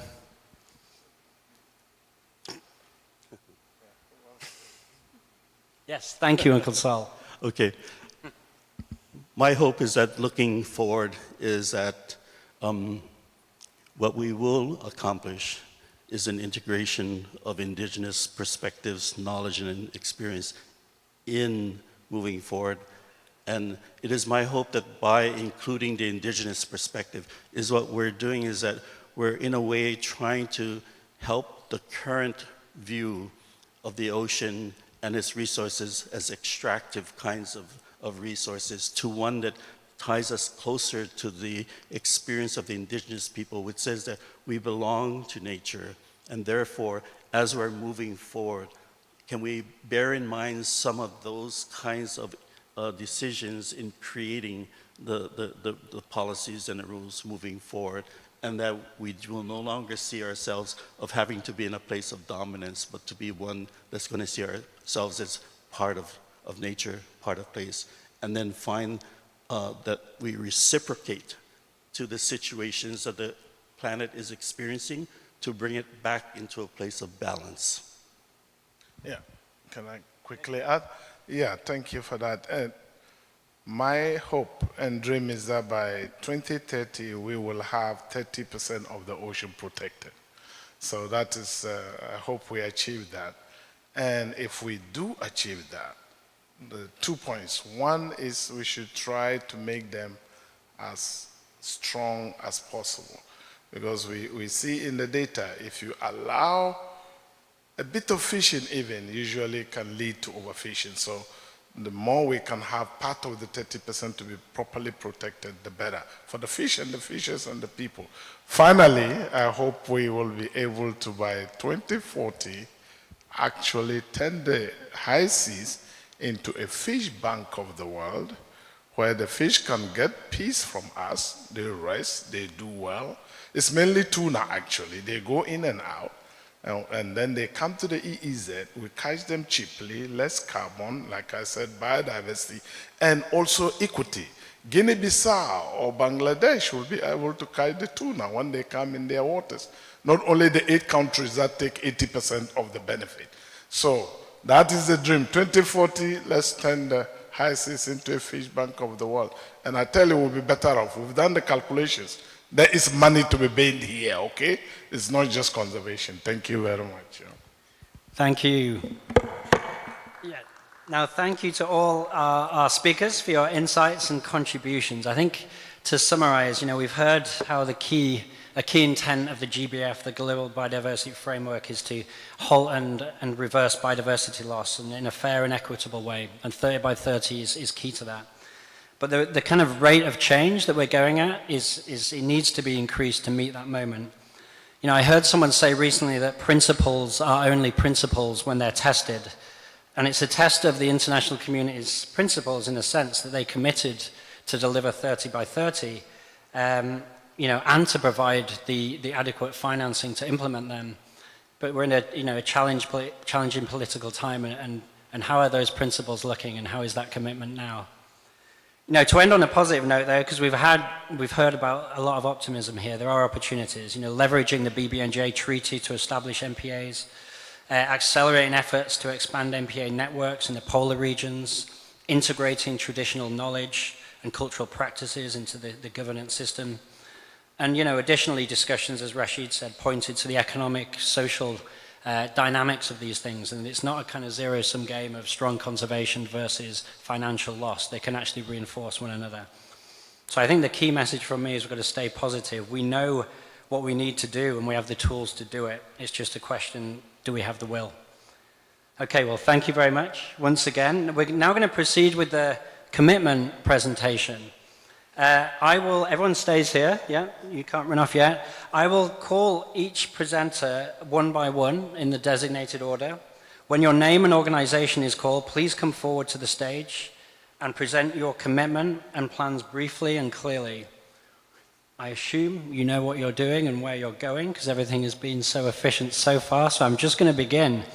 Salvador Vega, Head of Oceans Affairs at the Ministry of Foreign Affairs of Chile.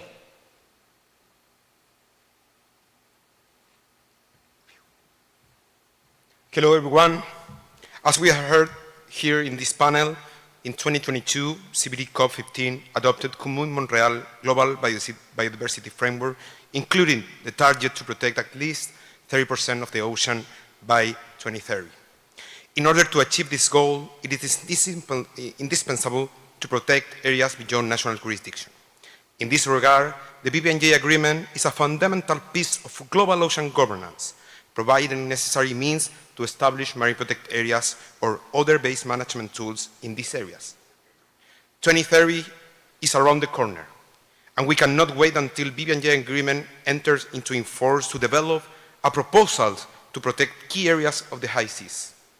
For this reason, Chile is glad to announce the creation of the BBNJ First Movers Initiative to develop a portfolio of marine protected areas in the high seas to be ready to be considered as soon as the BBNJ COP starts its works. With the support of various relevant stakeholders, the initiative has the following aims: develop of the necessary scientific knowledge on the conservation of the ocean in areas beyond national jurisdiction, share experience in the development of the high seas marine protected areas proposals, and identification on opportunities for early discussion and the coordination with other relevant international bodies and frameworks, including RFMOs. This initiative is open to all countries and non-state stakeholders that want to contribute to this aim. We invite everyone to work with us to achieve this crucial goal to protect the world's ocean. Thank you so much. Thank you. Now we've got Anne Carrie Hansen Ovind, Ambassador of Norway to the Republic of Korea, from the Government of Norway.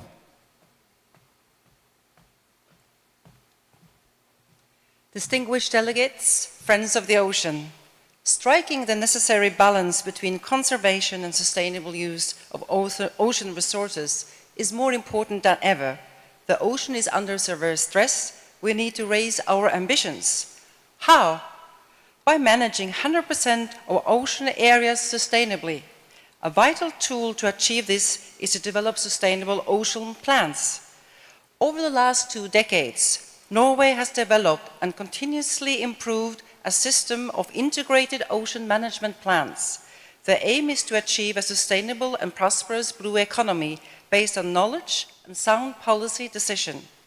Together with the other members of the high-level panel for a sustainable ocean economy, we encourage all coastal states to develop sustainable ocean plans by 2030. Norway intends to ratify the BBNJ before the 3rd UN Ocean Conference. Also, we are working to advance the negotiations on an ambitious global plastic treaty. We need new tools to reach the commitment to protect 30% of land and water by 2030. In line with this, we have committed to identify new candidate areas for marine protection, including in areas beyond territorial waters, and also to clarify which marine areas can be reported as other effective area-based conservation measures. All in all, Norway has submitted 19 commitments for this year's Over-Ocean Conference with a value of $156 million. This comes in addition to other 80-some commitments presented to previous Over-Ocean Conferences for a total value of approximately $4.3 billion, and our proud hosting of the Ocean Conference in 2019. To conclude, I would like to congratulate the Republic of Korea for hosting this 10th anniversary of Over-Ocean Conference. Thank you for your attention.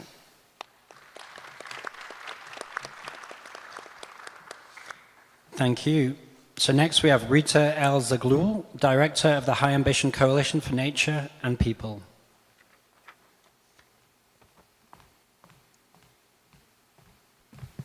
Your Excellencies, Ministers, Friends of the Ocean, all protocol observed. The ocean sustains all life on Earth, and we have heard from our distinguished panelists on the importance of MPA and the ecological, economical, societal, and cultural benefits that they provide. In 2022, we had the historic adoption of the Montreal Global Biodiversity Framework, which included the protection of at least 30% of our planet's land and ocean by 2030. I'm standing here today, 2 years and 4 months after the agreement, with only 8.4% of our ocean that is being protected. We cannot continue on postponing action. A few months ago, the High Ambition Coalition for Nature and People Secretariat received the global recognition of the Earthshot Prize by winning Revive Our Ocean category and £1 million British pounds.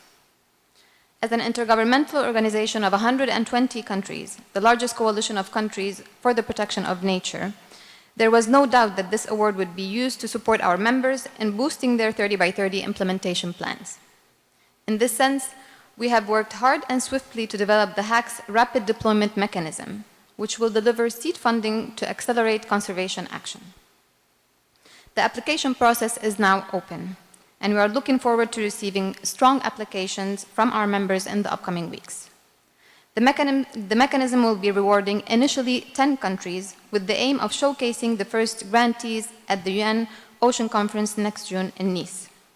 I would like to thank the government of the Republic of Korea for organizing this conference and their hospitality. We are extremely honored to be launching the mechanism in this conference. I would also like to acknowledge the strong leadership of our members, including the co-chairs of the coalition, Costa Rica and France. From the HAC, we will continue on being ambitious, providing tools and solutions, and we are counting on all of your efforts to make 30% of our ocean protection a reality in the next 5 years. Thank you for your attention. Thank you. And next up, we have Dr. Emmanuel Gonçalves, member of the board and chief scientist of Oceana Azul Foundation.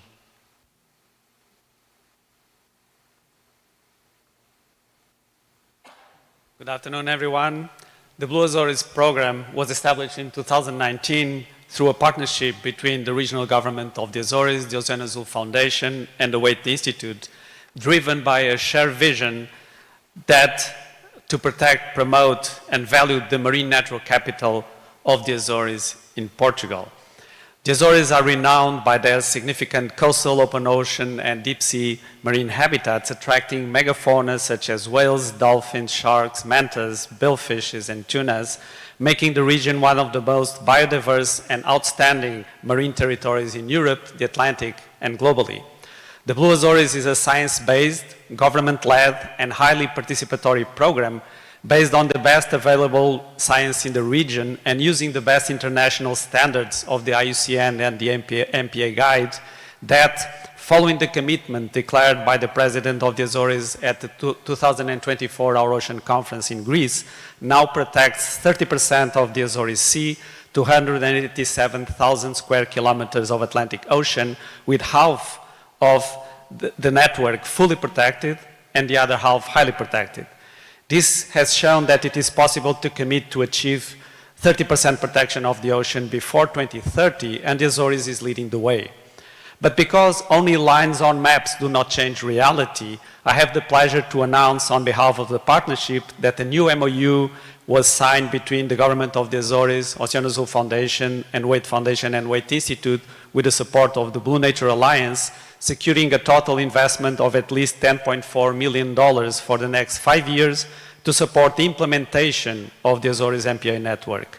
This involves developing and approving management strategies and plans, surveillance, monitoring, and enforcement of protected areas, restructuring the fishing sector, including compensation mechanisms, implementing sustainable finance instruments, and integrating coastal MPAs into the network.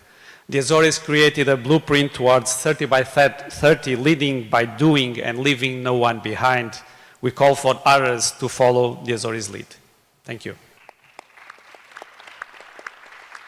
Thank you.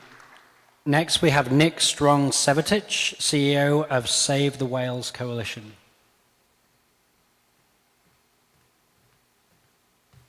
Good afternoon, everyone, and thank you for staying around. We at Save the Waves Coalition are committed to protecting 1,000 surf ecosystems by 2030. This means protecting the unique geology, geography, and bathymetry that make breaking rideable waves, underpinning the newest Olympic sport. This means protecting thousands of diverse plant and animal species dependent on these places. This means safeguarding thousands of communities that are dependent economically, culturally, and spiritually on these places, which add an estimated $60 billion to the blue economy through tourism and hospitality. Currently, we have more demand from these local communities than we have capacity, and that's what makes this different. The only way we will make this audacious goal is by democratizing it, by sharing the tools and lessons we've learned over the 20 years of working on protected areas, OECMs, and campaigns. We cannot do this alone.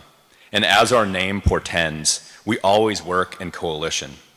The following groups are working with us towards this shared goal: Conservation International, Ocean Risk and Resilience Action Alliance, Flotilla Foundation, the Global Environmental Facility, Schmidt Marine Technology Partners, Fundación Rompientes, Fundación Puntelos, Sociedad Peruana de Derechos Medioambientales, Save Azores Waves, the Waite Institute, Surfrider Foundation Europe, Surfrider Foundation US, California Marine Sanctuary Foundation, Oceano Azul, Wild Coast, and many others in the audience and beyond whom we hope will join.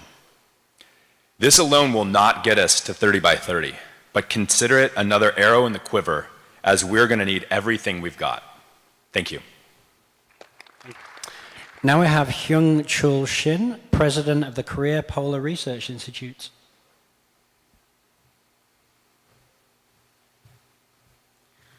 Good morning, or good afternoon. I am Hyung-Chul Shin from Korea Polar Research Institute, the agency of the National Polar Research Program, where I serve as the director. So, what has MPA got to do with this icy polar waters? All of you just heard this morning that a historic deal was stricken in 2016 that is meant to and designed to protect a large portion of the Antarctic Ocean.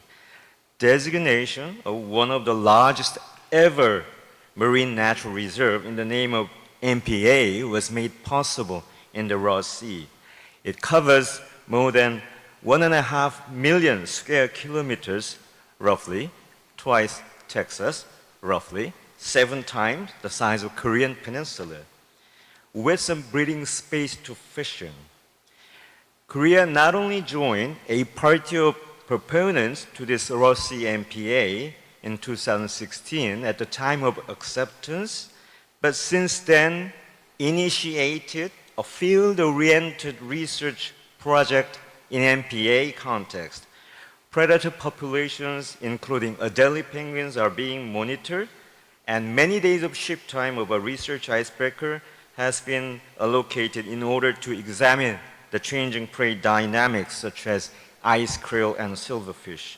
With caution, I'm beginning to worry that Korea, with its its research agency, KOPRI, is practically becoming the only country that deploys significant survey efforts on critical elements of the ecosystem in MPA context, if it is regular intervals. We remain committed to continue with our science endeavors. I must not forget to mention that another arm of Korea research institutions, the fisheries one, has been undertaking also more fishing-oriented research over the years steadily, and I'm sure this will continue too. Our commitment and your encouragement and endorsement, when put together, will make a stronger case to us securing the resources we need in order to be able to uphold this effort. Allow me to add, please, as I close, that we are committed because we believe science is not just about supplying technical information, but to offer the power of knowledge to conserve this planet as a whole and to safeguard our future and to the right thing. Thank you. Thank you. Now, finally, we have something called the Showcase Commitment, which is slightly different from what we just heard. A Showcase Commitment refers to a previously announced commitment that's been successfully implemented, and the 10th Our Ocean Conference is going to celebrate these achievements by highlighting their completion and sharing their inspiring stories.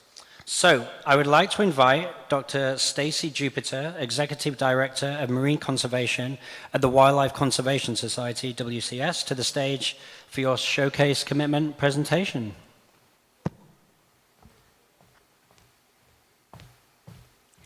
In 2016, the Wildlife Conservation Society, in partnership with the Waite Foundation and the Blue Moon Fund, announced a commitment to raise a minimum of $15 million for the creation of the WCS MPA Fund in an effort to help countries meet or exceed HE Target 11 and SDG Target 14 to protect 10% of the ocean by 2020.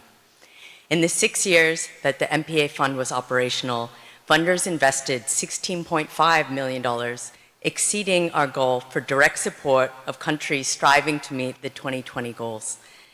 WCS leveraged an additional $73 million for work in 25 countries, leading to over 563,000 square kilometers of new areas under significant protection. And now a teaser. To keep pace with the Global Biodiversity Framework 30 by 30 target, we are launching a follow-on Ocean Accelerator, which is an innovative resource mobilization mechanism that provides technical and financial support to achieve 1 million square kilometers in new ocean protection and enhance effective and inclusive management in over 130 MPAs around the world. At the UN Ocean Conference in June, we will be announcing capitalization of the accelerator with over $10 million in new funding for ocean investment, with a goal to reach 20 million of new funds and leverage an additional $50 million by 2028. Thank you very much. Thank you. So I would like to conclude by thanking everyone who's just been on the stage making these fantastic commitments. I'd like to thank our excellent panel for doing such an amazing job, and all you folks for coming along and listening to this. And finally, the Government of Korea for hosting us and giving us this excellent opportunity. Okay, thank you. Thank you very much. This concludes the Marine Protected Areas plenary session. Thank you, moderator, for skillfully facilitating this discussion, and speakers for sharing your valuable insights with us. Thank you once again. And we'd like to invite you back to your seats. And now, ladies and gentlemen, thank you so much for your participation in the Marine Protected Areas plenary session. We will now bring this session to a close, and the Blue Economy plenary session will reconvene here at the auditorium at 2:40 p.m., and we look forward to welcoming you back. And in the meantime, please enjoy the pleasant lunch break. Thank you.